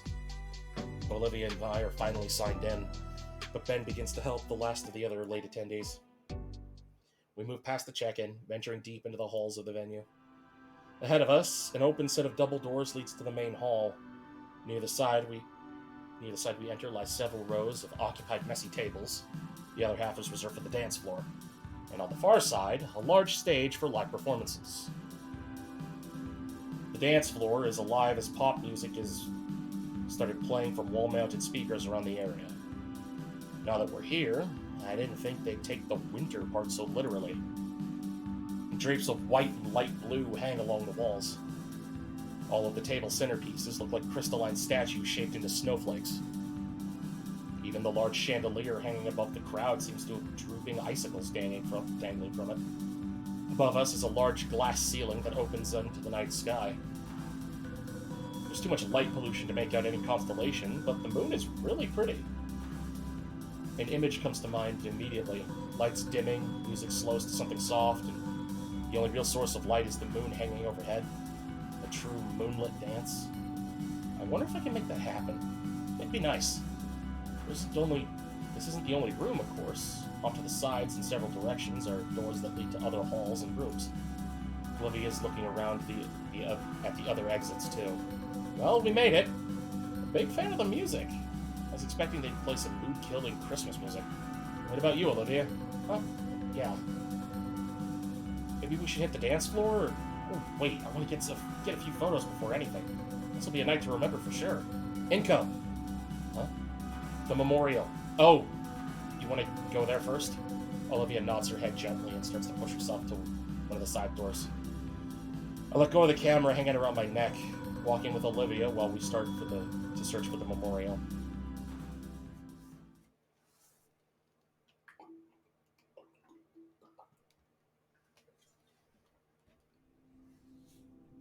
The memorial room isn't hard to find.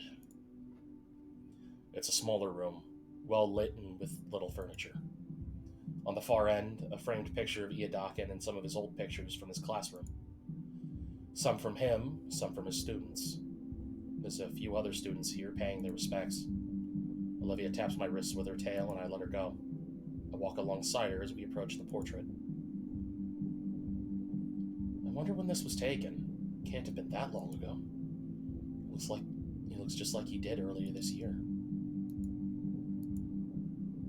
We've been standing here for the last 10 minutes. It's good to mourn a teacher as great as Iedakin, but Olivia's just staring blankly at the memorial with a broken expression. In fact, it's eerily similar to her reaction when Ben and I found her after the school told everybody. How long has it been since then?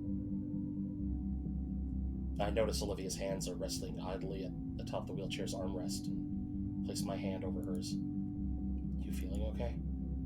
She shakes her head in response. We can't stand around here all night, Olivia. Don't you want to go eat? She lowers her head. Just a bit longer. I watch Olivia purse her lips fiercely, fighting the urge to cry. After another minute, though, she seems to gradually return to normal. Okay, let's go. I grip her wheelchair and walk the both of us away from the memorial room. After leaving the room, we wander around in search of the buffet. Several students with plastic plates roam around and point us in conflicting directions towards the supposed eatery.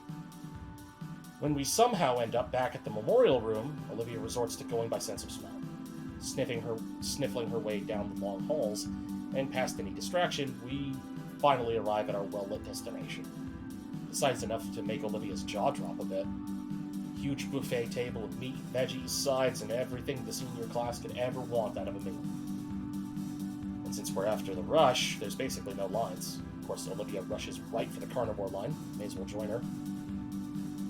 As she peers at the piles of cooked meat, I consider reminding her not to drool all over it. Hey, don't drool on it. Wah, don't mark lose yours. That's how you sound. Very funny. I look back to catch the time and see something. It's Damien. He stands in the doorway, leering in. So much for going somewhere else for the night. Can't tell his expression from here, but when he sees me looking his way, he stares right back at me. We maintain eye contact for several seconds. And just as quick as he arrived, he's gone. Whatever. I have dinner to enjoy. With my girlfriend. I end up getting a well-garnished baked whitefish while Olivia, against my recommendation, stacks her plate with barbecued sweets. In the main hall, we sit and eat next to each other at one of the tables near the back. Olivia's really going to town on that stack of ribs. How long has it been since she's really eaten something? Dells, it's not been going good. It's not been going good at all. That end Inko is a terrible fucking person and a worse fucking boyfriend. Olivia snapped at Vinny. Vinny! The boy is a ball of sunshine and she snapped at him!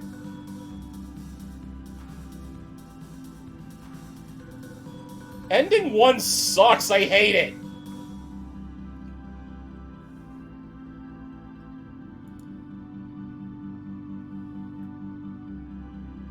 The Paynes are thinking of throwing her out, and after the fucking and after everything that happened, like, it got so bad Damien lost his cool. Damien! The actual bro is pissed. Ending 4 needs to make up for this, because Jesus Christ, I hate ending 1. I hate this.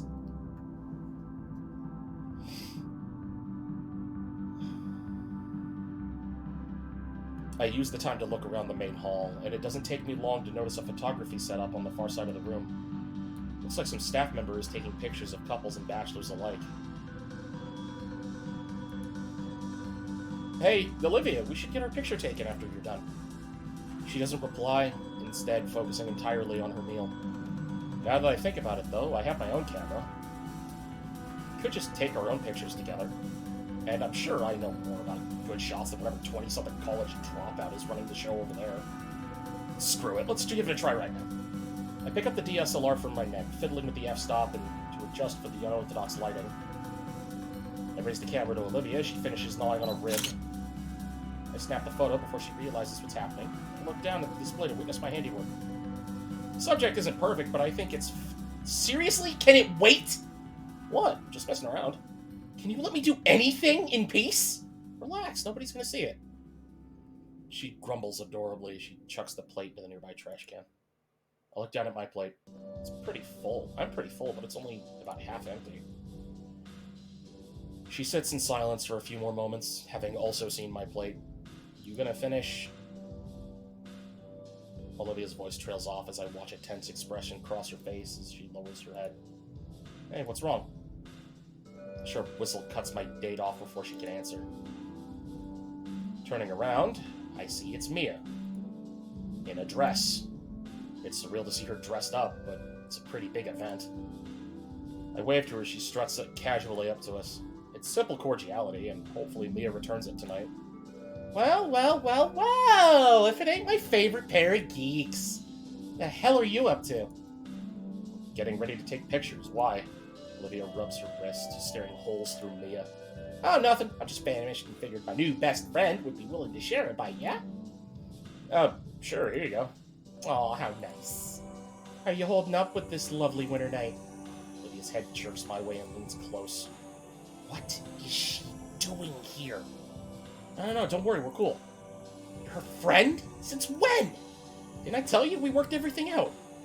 I didn't think you were serious. What's wrong with you? It's called being diplomatic, Olivia. Just making friends. I hate ending one Inko. I hate him so much. She stares at me in bewilderment. She's still gently rubbing her wrist. Place a hand over it, massaging it as well. Don't worry, she's not actually that bad when you once get to know her. She looks at me, afraid, but I offer my best reassuring smile. Hey, you two can be great friends. I'd love to help you bury the hatchet here. Mia's eyes linger on Olivia as she continues to avoid her gaze. Eventually, she smirks and gives up, forking some fish into her mouth. Said pictures, right, Inko? You got Olivia all gussied up for tonight. No wonder she'd wear something like... No way she'd wear something like that on her own. I did. I picked out the best dress I could find. Looks great, right? Yeah, it really shows her off. You got a good eye for style. Hey, thanks. You don't look half bad either. Oh, you're just being nice. How about you, Olivia? Like my getup? We both turn to Olivia, who now stares down at the table with narrowed eyes. Come on, Olivia. She looks nice, right?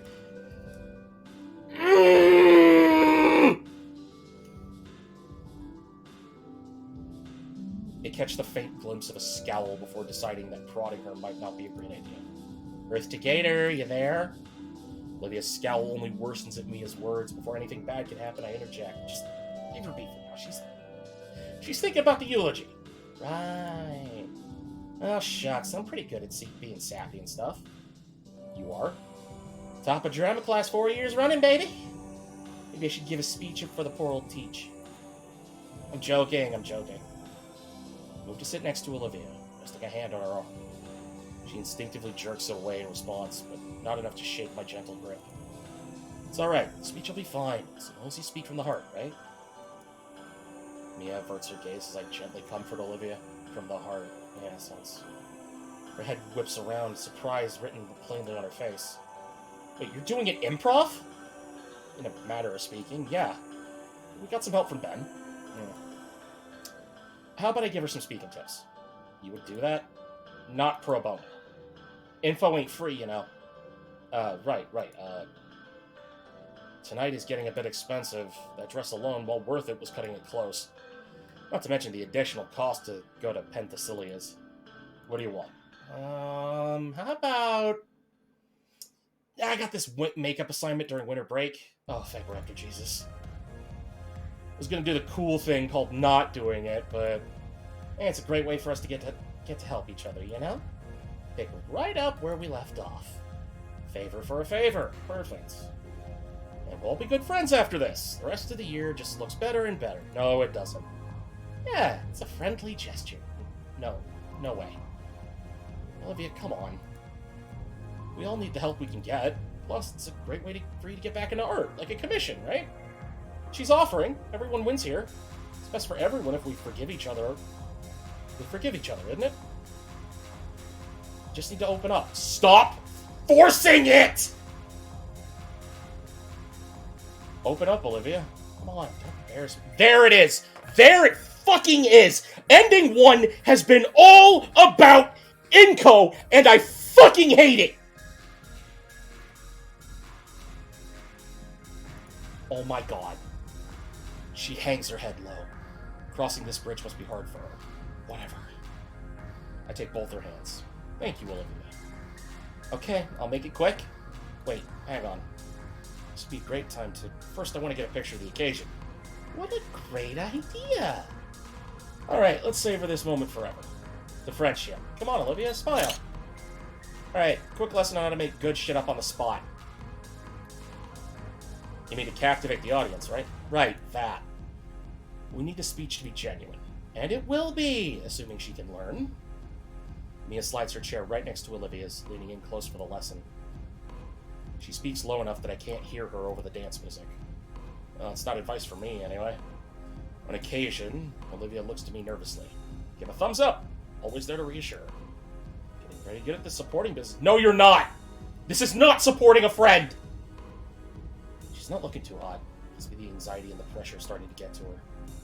Even in the pictures, I can see her getting a bit nervous. Sure, I'm taking a lot of pictures today. Can you blame me? Maybe I can even make a photo series with these. My mind wanders to the dance music. The tempo has changed. Slowed. Eyes wander to the dance floor. I see everyone has fallen into a slower rhythm. All of the dancers are having a great time. I even make out Liz and Damien in the crowd. Man, to be a dancing couple like them. I'm sure we could work something out.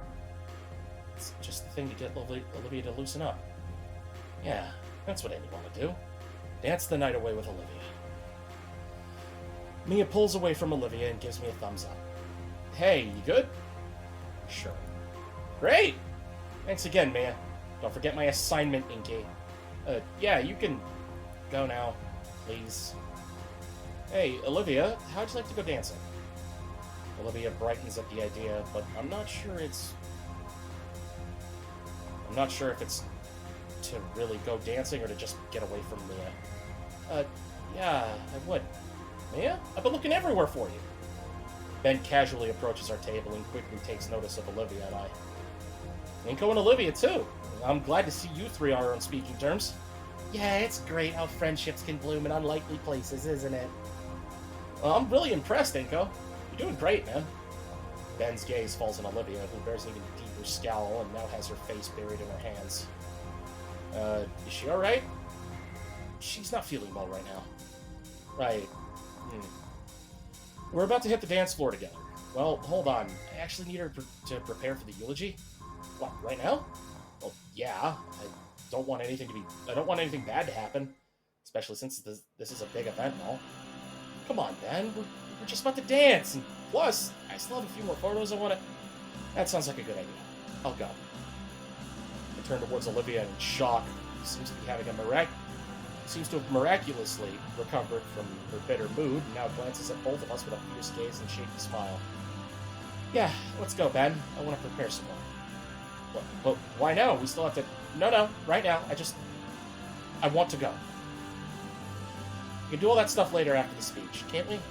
Right now, I want to go work on the speech in private. I look at Ben with pleading eyes, but he shoots me down with a responsible stare. It's for the best right now, Inko. For Iadaka, remember? Damn it, why can't I just have a normal date night? Yeah, okay. You can go, Olivia. Thanks.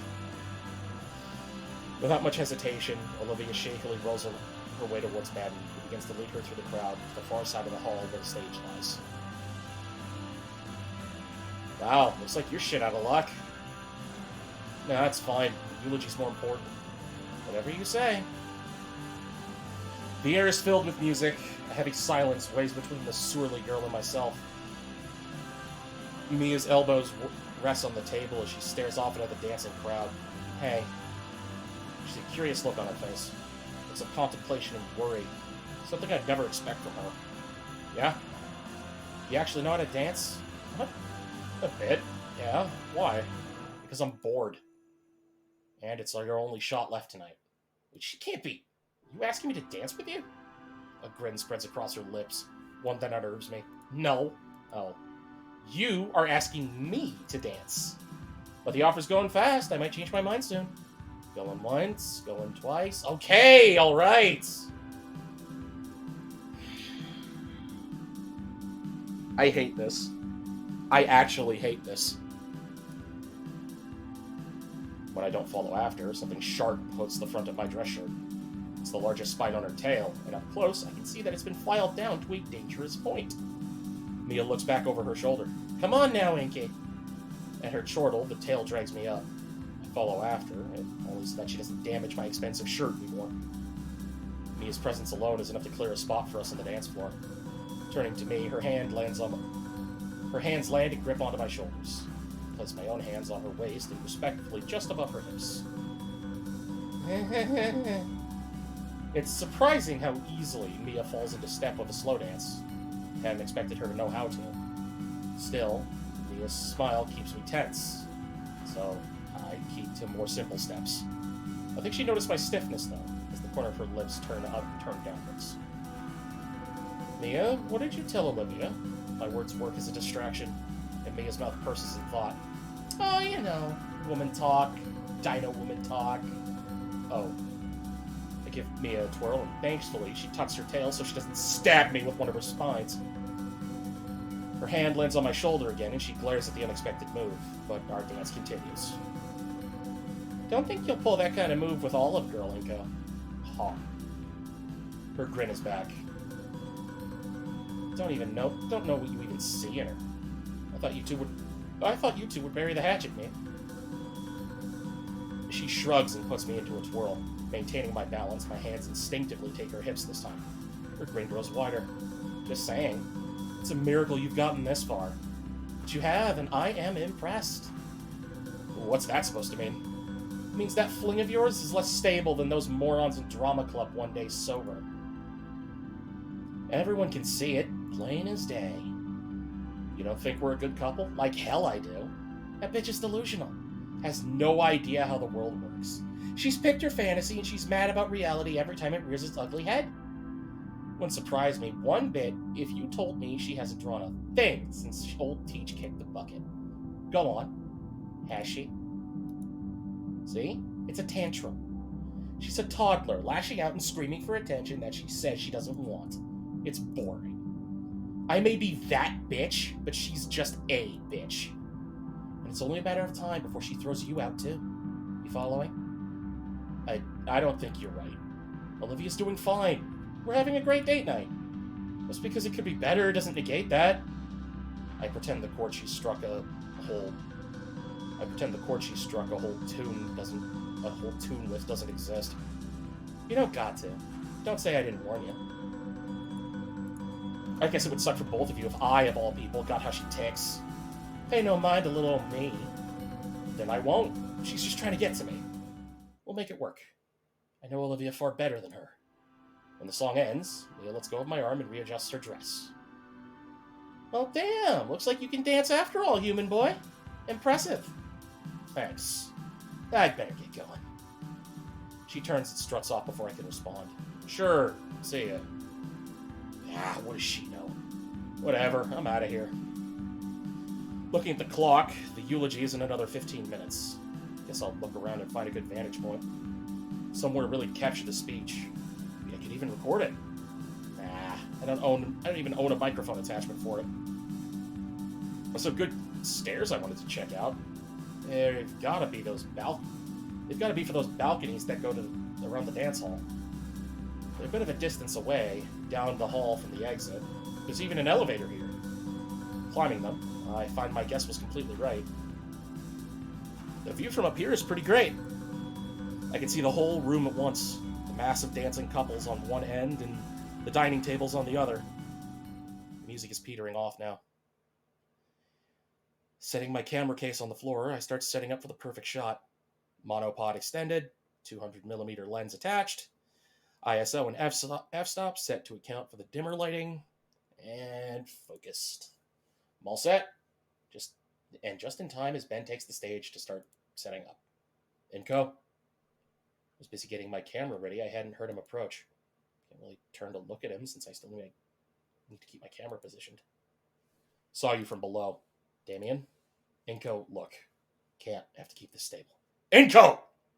With a sigh, I turn my head to look his way. As long as I don't move a muscle, I should be fine. What is it, Damien? About earlier. At my place. That whole mess. It's about Olivia. Of course it is. Have you said enough about her, Damien? He growls at my words. Inko, Olivia isn't well. Not him, too. I'm worried about her. She hasn't been herself for so long now. I've tried to help her, but she's shutting everyone out again, and this time, I don't think she'll even try to listen to anyone. Anyone except you. I've been worried.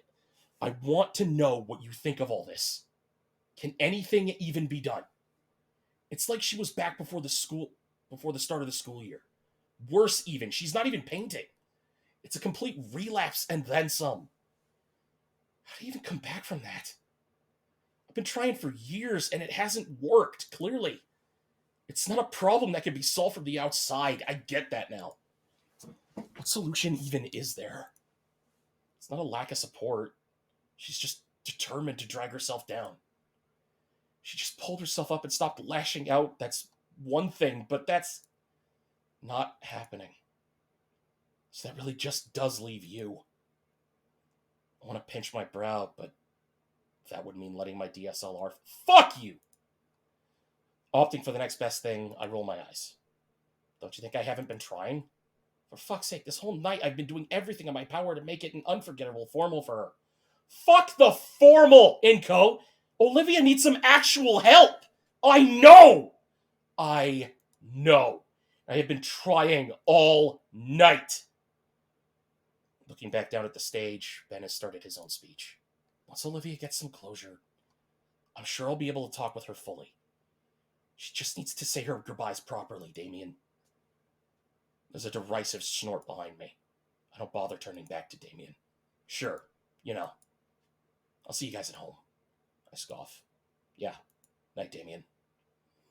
Behind me, the double door slams shut. Thanks for the vote of confidence, prick.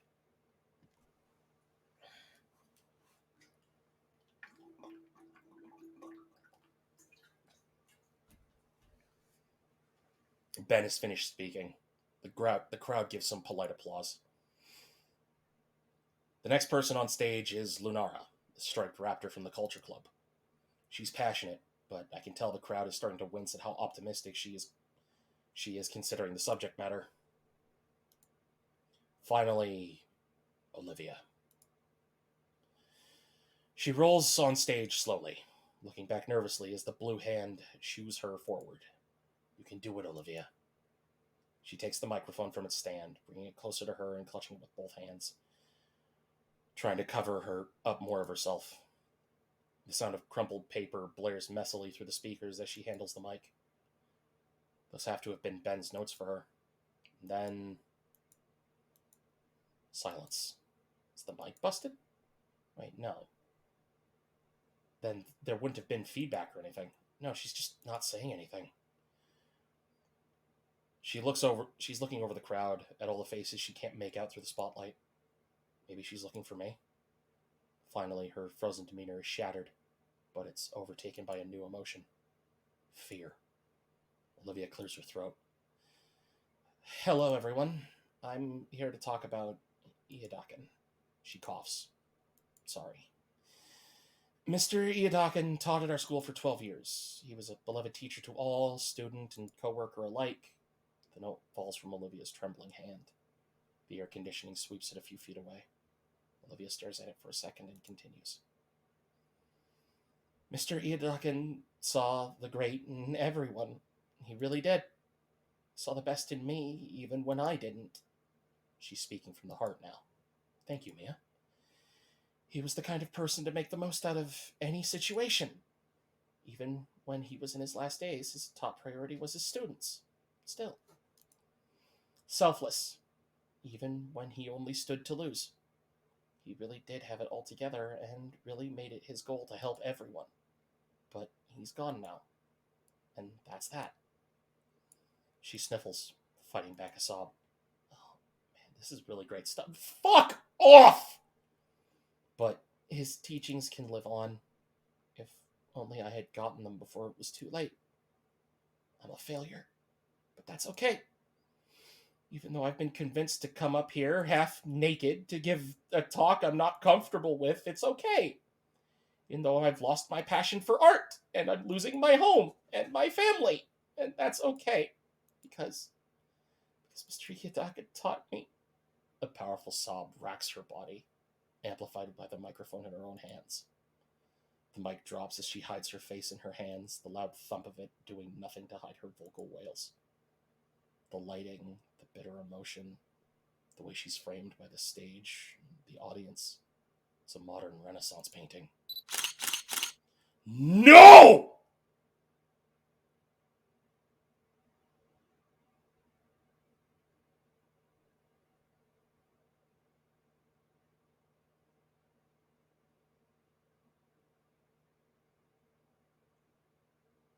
My camera shutter fires off constantly as it captures every millisecond of Olivia's performance.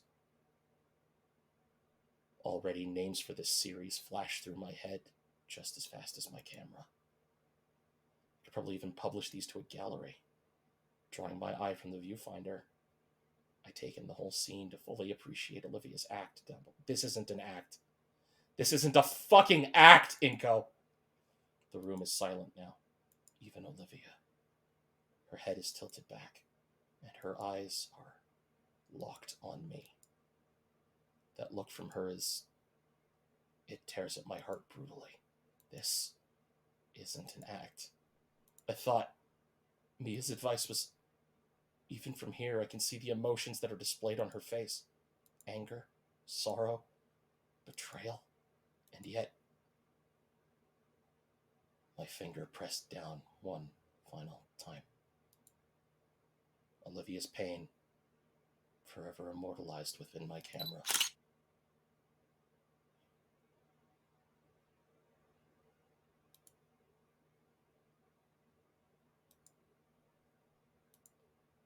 Until it wasn't.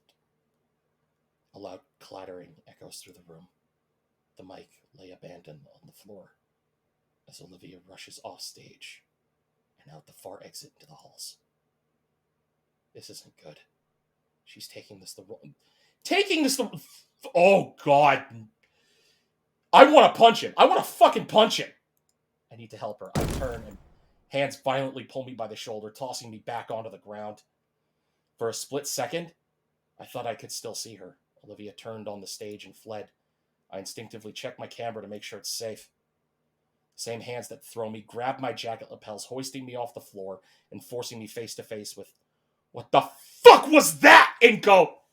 Let go of me. I need to find Olivia. That's not happening. I'm going to kick your ass instead.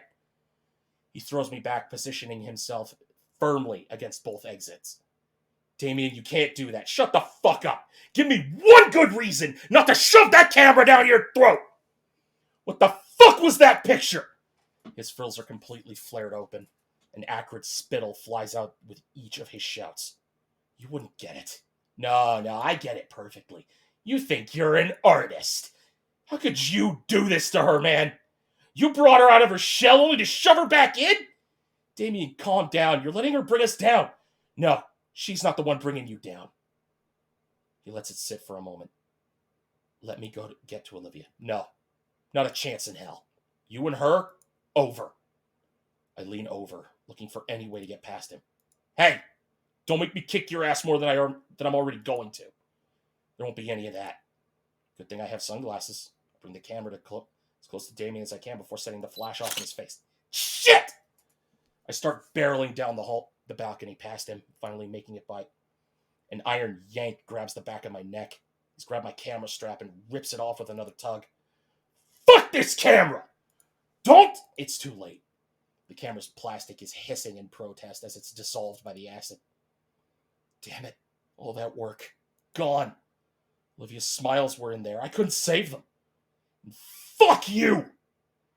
He spikes it down over the balcony onto the floor 30 feet below. I hear it smash into pieces and the battery explode.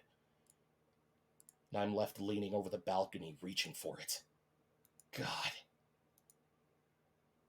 I swing back towards Damien, going for a sucker punch. It's effortlessly countered, and a fist goes straight in my eye. Shit! A cascade of stars invades my vision. I'm left leaning against the balcony. Holy shit, that hurts. Probably bleeding. His hands are rough. Damien raises his arms for another swing. Oh, fuck. But the second hit never lands. He's caught Damien's entire arm in one hand. There'll be no more of this. Damien snarls at the whale. Mr. Ferris's response is a simple squeeze of his hand that pops Damien's elbow. Ah! I'm disappointed in both of you. On the floor below, the lights are flipping on. The event is over. Ben glares up to us from the mic, having given a last-minute send-off he wasn't expecting to do. Just stay put until everyone's gone, and we'll talk. As much as I'd love to, my mind is set on only one thing right now, above all else. Olivia. You just opened the way. Hey! I sprint past, finally free of both those idiots. Olivia, please be okay. I'm coming. It's like I'm coming to her rescue. Yeah, I'm coming to your rescue.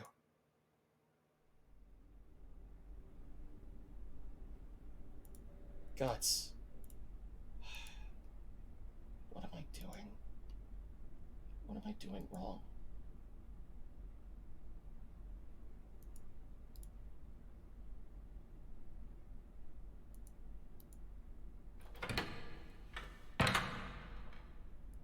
Olivia! You're okay. Thank God I found you. Inco. I want to be alone. Go away. What are you doing up here? Go away. What's wrong? Are you blind? What isn't wrong? You heard me before. I'm losing everything. I failed Iadakin. I let out a deep sigh. Iadakin this, Iadakin that, all the time. I'm sick of hearing it. He's gone. Why does this need to affect our... It's all about you. It only now occurs to me how close she is to the edge and my guts churn. Why is she up here? I'm scared. Why are you up here, Olivia? Were you here to... Oh my God, I was not! You were! Olivia, you're in a dangerous position. Please, leave me alone. You can't be alone right now. You need someone. You need me. Leave! She sobs that last one out. She's back facing the other way, staring up out at the night sky. I give her a moment to let it all out. Place a hand on her shoulder to let her gently know that I'm here for her. She tries shrugging it off. I saw you. That picture. It's just too much. It made me realize things. Things about you.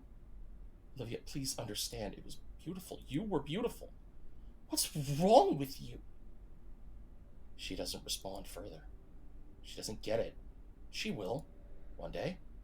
She's an artist, after all. It's part of why I love her. I should tell her that.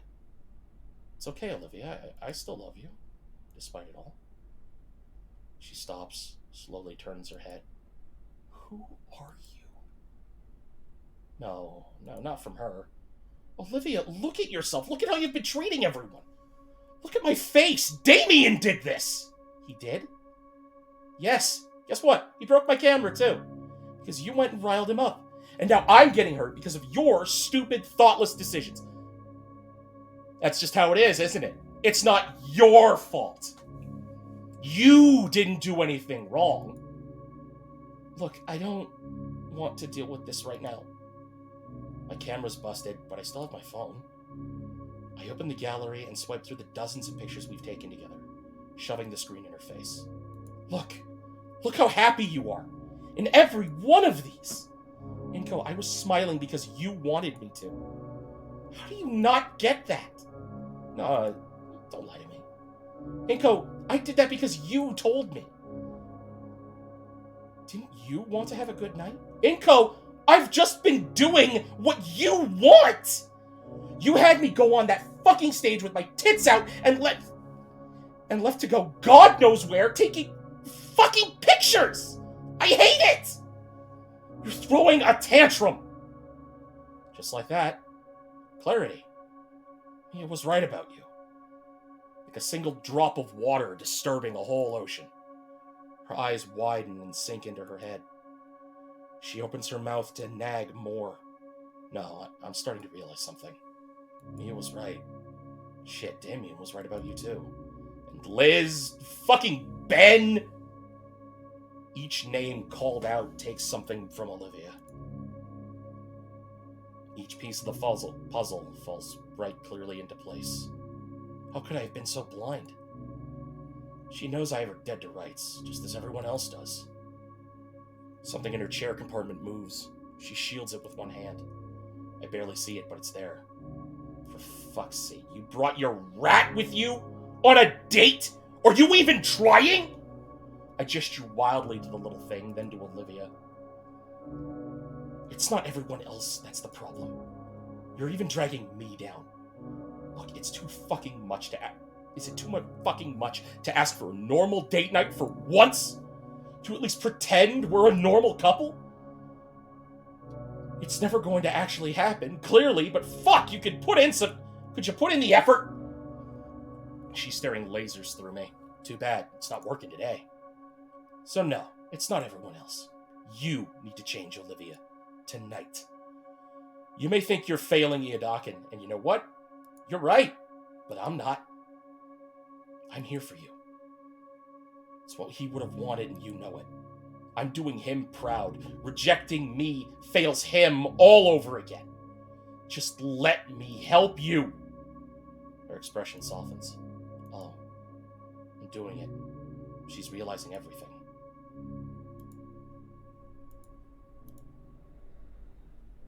I hate you. Her words bore through me, striking me precisely at my core. Air escapes me, as though Olivia's words were a noose tightening around my throat. No. She's realized she's just pulling my leg. Very tastelessly. In a moment, she'll crack a smile and laugh. We'll laugh it off together before going home. In just a moment. But it never happens. We just stare at each other. For maybe a full minute. Maybe two. That face, completely void of feeling. It sears into my mind. Every second of it. Always with that blank expression.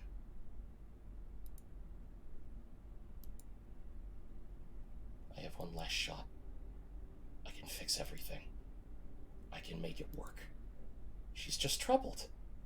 Everything tonight is cold. Scary. The threat of losing everything. I don't blame her for lashing out. For saying things she doesn't mean. Hey, hug it out. Disgust. Olivia gives up and starts rolling to the elevator near us. I won't let her give up. I step in front of her with my arms spread. The message is clear. Hug me, Gator Girl, and we'll work all this out. The message goes ignored as she tries to maneuver around me. I step in her way and lean closer. My hands finally landing on her.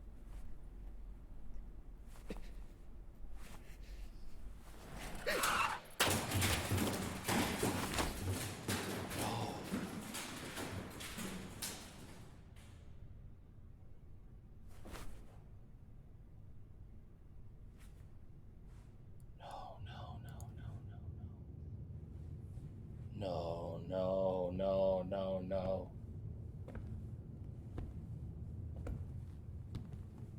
Olivia?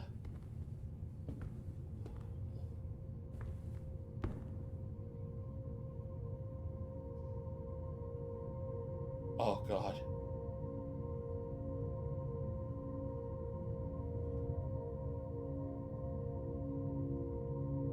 It wasn't my fault. Don't expect any more thoughts, any more explanations or eloquent descriptions. That was my one, only one that night. Some time later, they returned to me. I don't know how long some time is, only that it's later. I'm not in the convention center anymore. I haven't been in ages.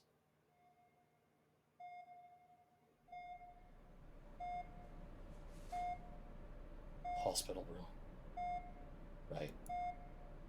I should feel tired right now, but I don't. How long has it been?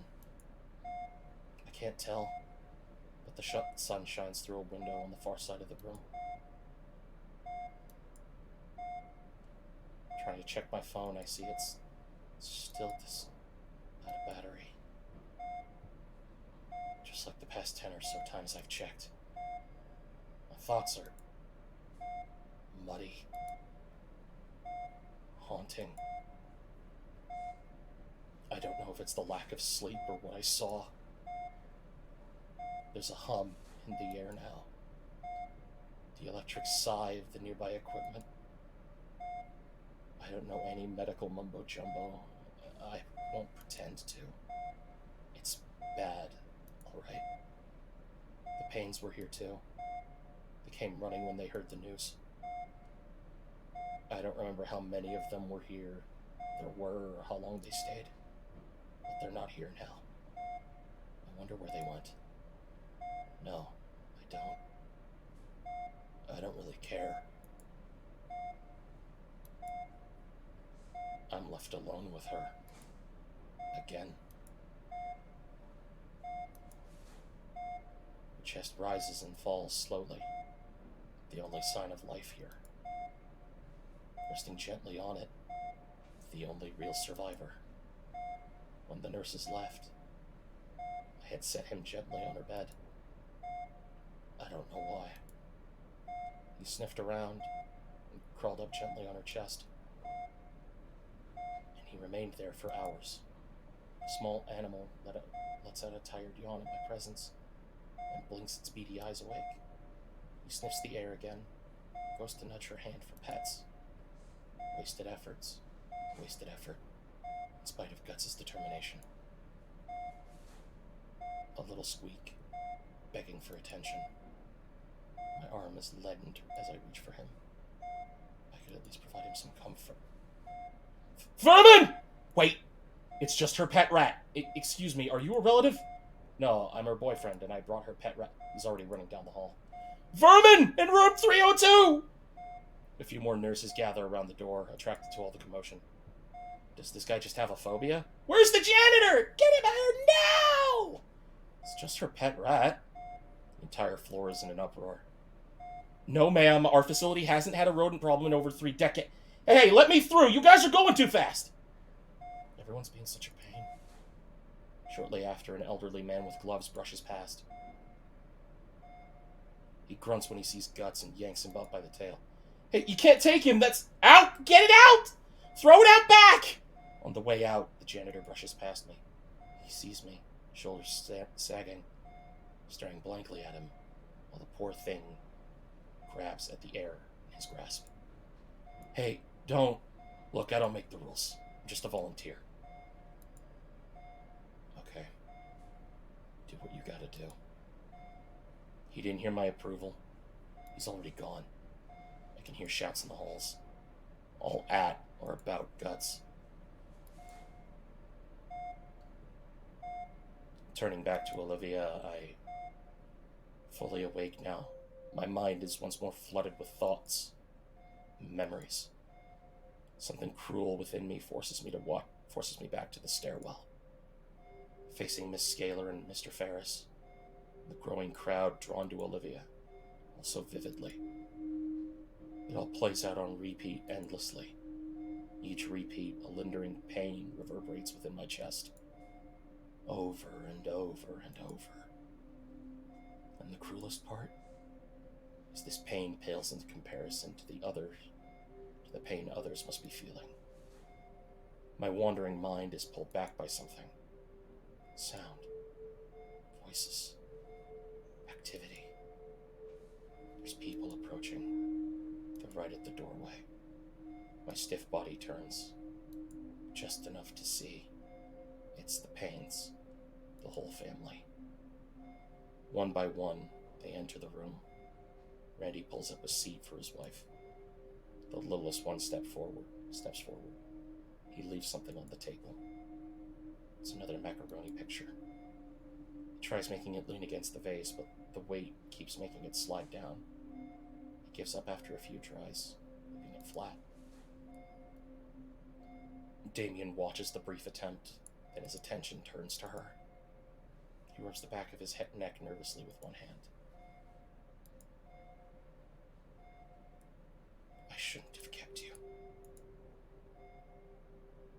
If only we were just a little sooner. Don't blame yourself. It wasn't your fault. He nods, still not looking at me. Don't be blaming yourself either, okay? Damien doesn't know.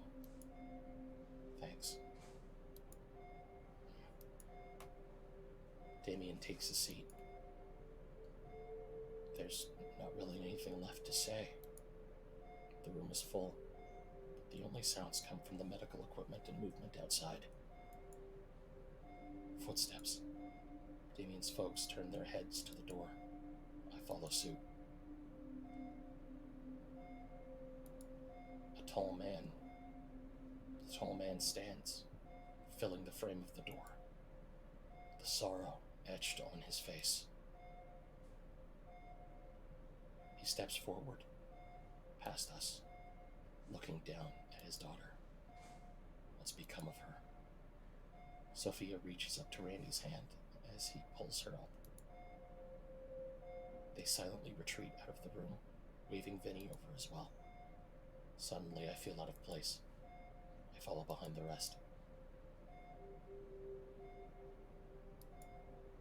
There's some chairs outside.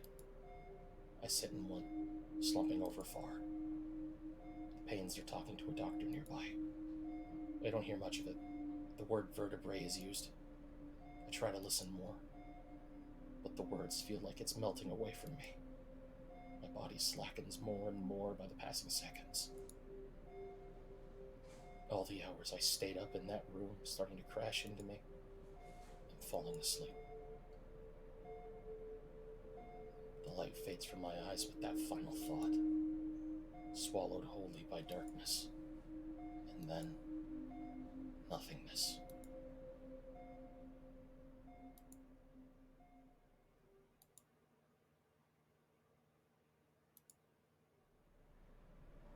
Sir? Huh? Sir? Sir! Thoughts coalesce. Hallway. Nurse. Hospital. On the clock nearby, I see that it's already past noon. Sir, we can't have you loitering here, but I was visiting. The door is closed. The nurse follows my gaze to it. Damien, Vinny, Sophia, Randy, her father. Everyone is gone. Are you family? No, but the nurse scoffs. Okay. I'll just wait until someone gets back to see Olivia again. Where'd the hell go? I stare ahead blankly at the closed door. The nurse finishes her business and exits the room again. He looks shocked to see me. Sir, we have a waiting room for a reason. Oh, I can wait for Olivia there. Sure. Besides, I'm starving. I haven't eaten since that dinner. My entire body is numb. It's a struggle to even stand. I get up. I take one last look toward her room. Why? I start walking to the waiting room. Each step, a question reverberates within my murky mind. Why? Why did this happen? Did I cause this? Is it my fault? So many questions, so many steps, until I finally step outside. And the final question brings clarity to me. What did I expect? My mind follows the tangent. What did I expect? I expected a relationship, a normal relationship, and I tried hard to get it. I put in the effort, but the situation wasn't normal. Olivia wasn't normal. All that effort for a normal relationship, it wouldn't have worked out at all. And it didn't. If anything, it got worse for everybody. Is it all just wishful thinking? Is it even worth it? It wasn't supposed to be like this. I stop and think long and hard about the phrase. It's true. It wasn't. It wasn't supposed to be like this. And it's not worth it. I look back down the hallway and the door to Olivia's room. I'm sorry, Olivia. I'll visit. We can spend time together again. If the staff will let me. If the pains will let me. When I can. I'll miss you, Olivia. I head for the metro station nearby when I see him. He's focused entirely on the window of Olivia's room. Guts. Kneeling down, I offer the rat my hand. Come on, Guts. He doesn't budge. The small animal doesn't notice me at all. I sigh. Alright, Guts. Goodbye. I think about looking back at the building one last time. No. I shouldn't. It wouldn't be good for me. For my mental health. So I continue. I force my legs forward until the building is out of eyeshot. It's hard. But it's better this way.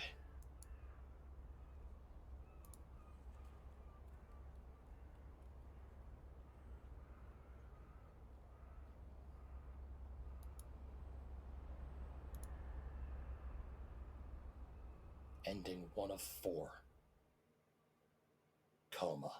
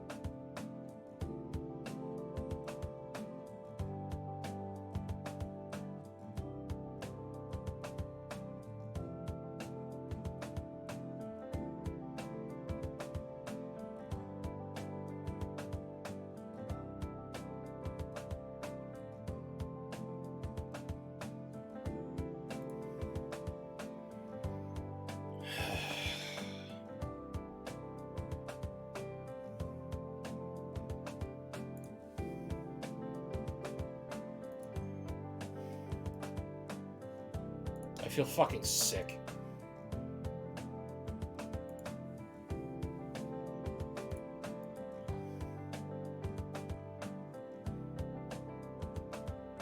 Ending 1 made me feel fucking ill.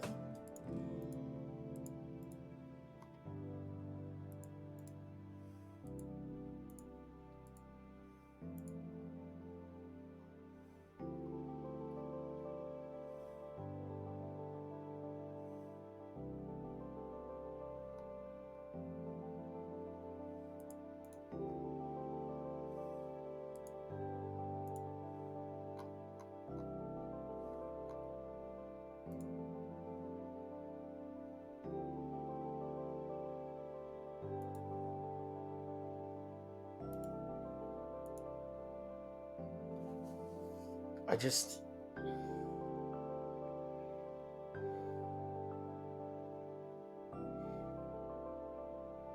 Ending 1 was just all about Inko. About how everything had to revolve around him. About how everything needed to go the way he wanted. You know what he did for the date? Instead of taking Olivia for a nice day at the pier, he decided to change it up and go see one of his fucking favorite YouTubers. Who showed up late and drunk.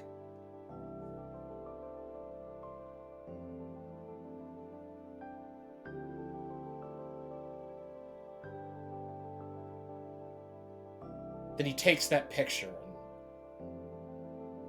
I feel sick.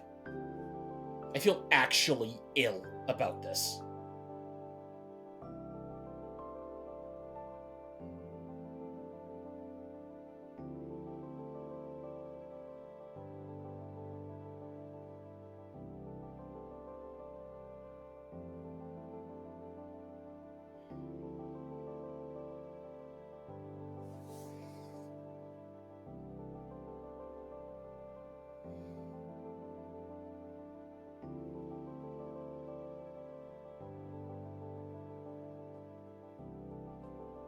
Damien was right to melt the camera, to destroy it, to punch him.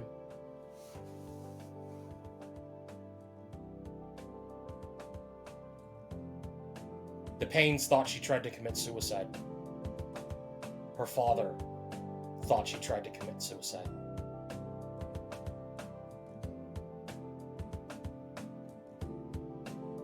Mia and Ben, they...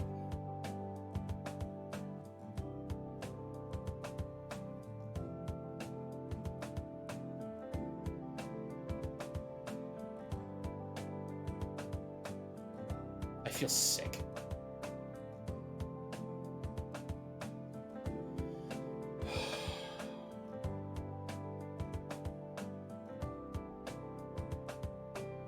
I need ending 4 to be the best possible ending. And I need the secret behind it to be even better. Ending 1 makes me feel physically ill.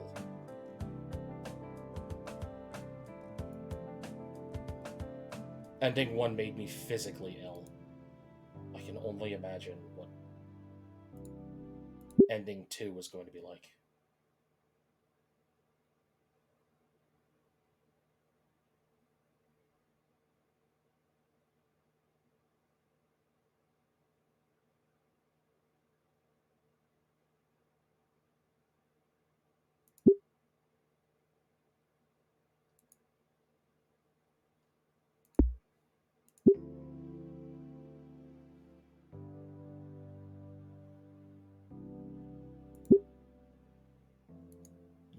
No,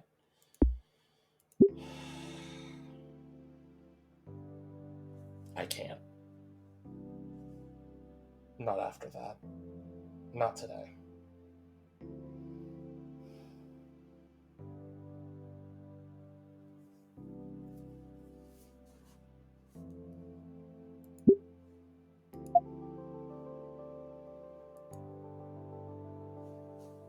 I'll speed through the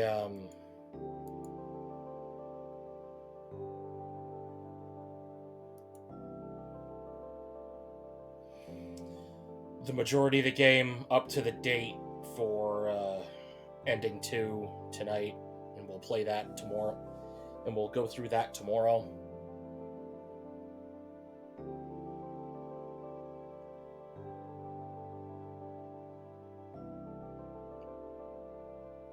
I need Friday to be the best possible ending for this game. I need it to be. We need ending 4 for Friday. Because after today, I don't think I can do that again.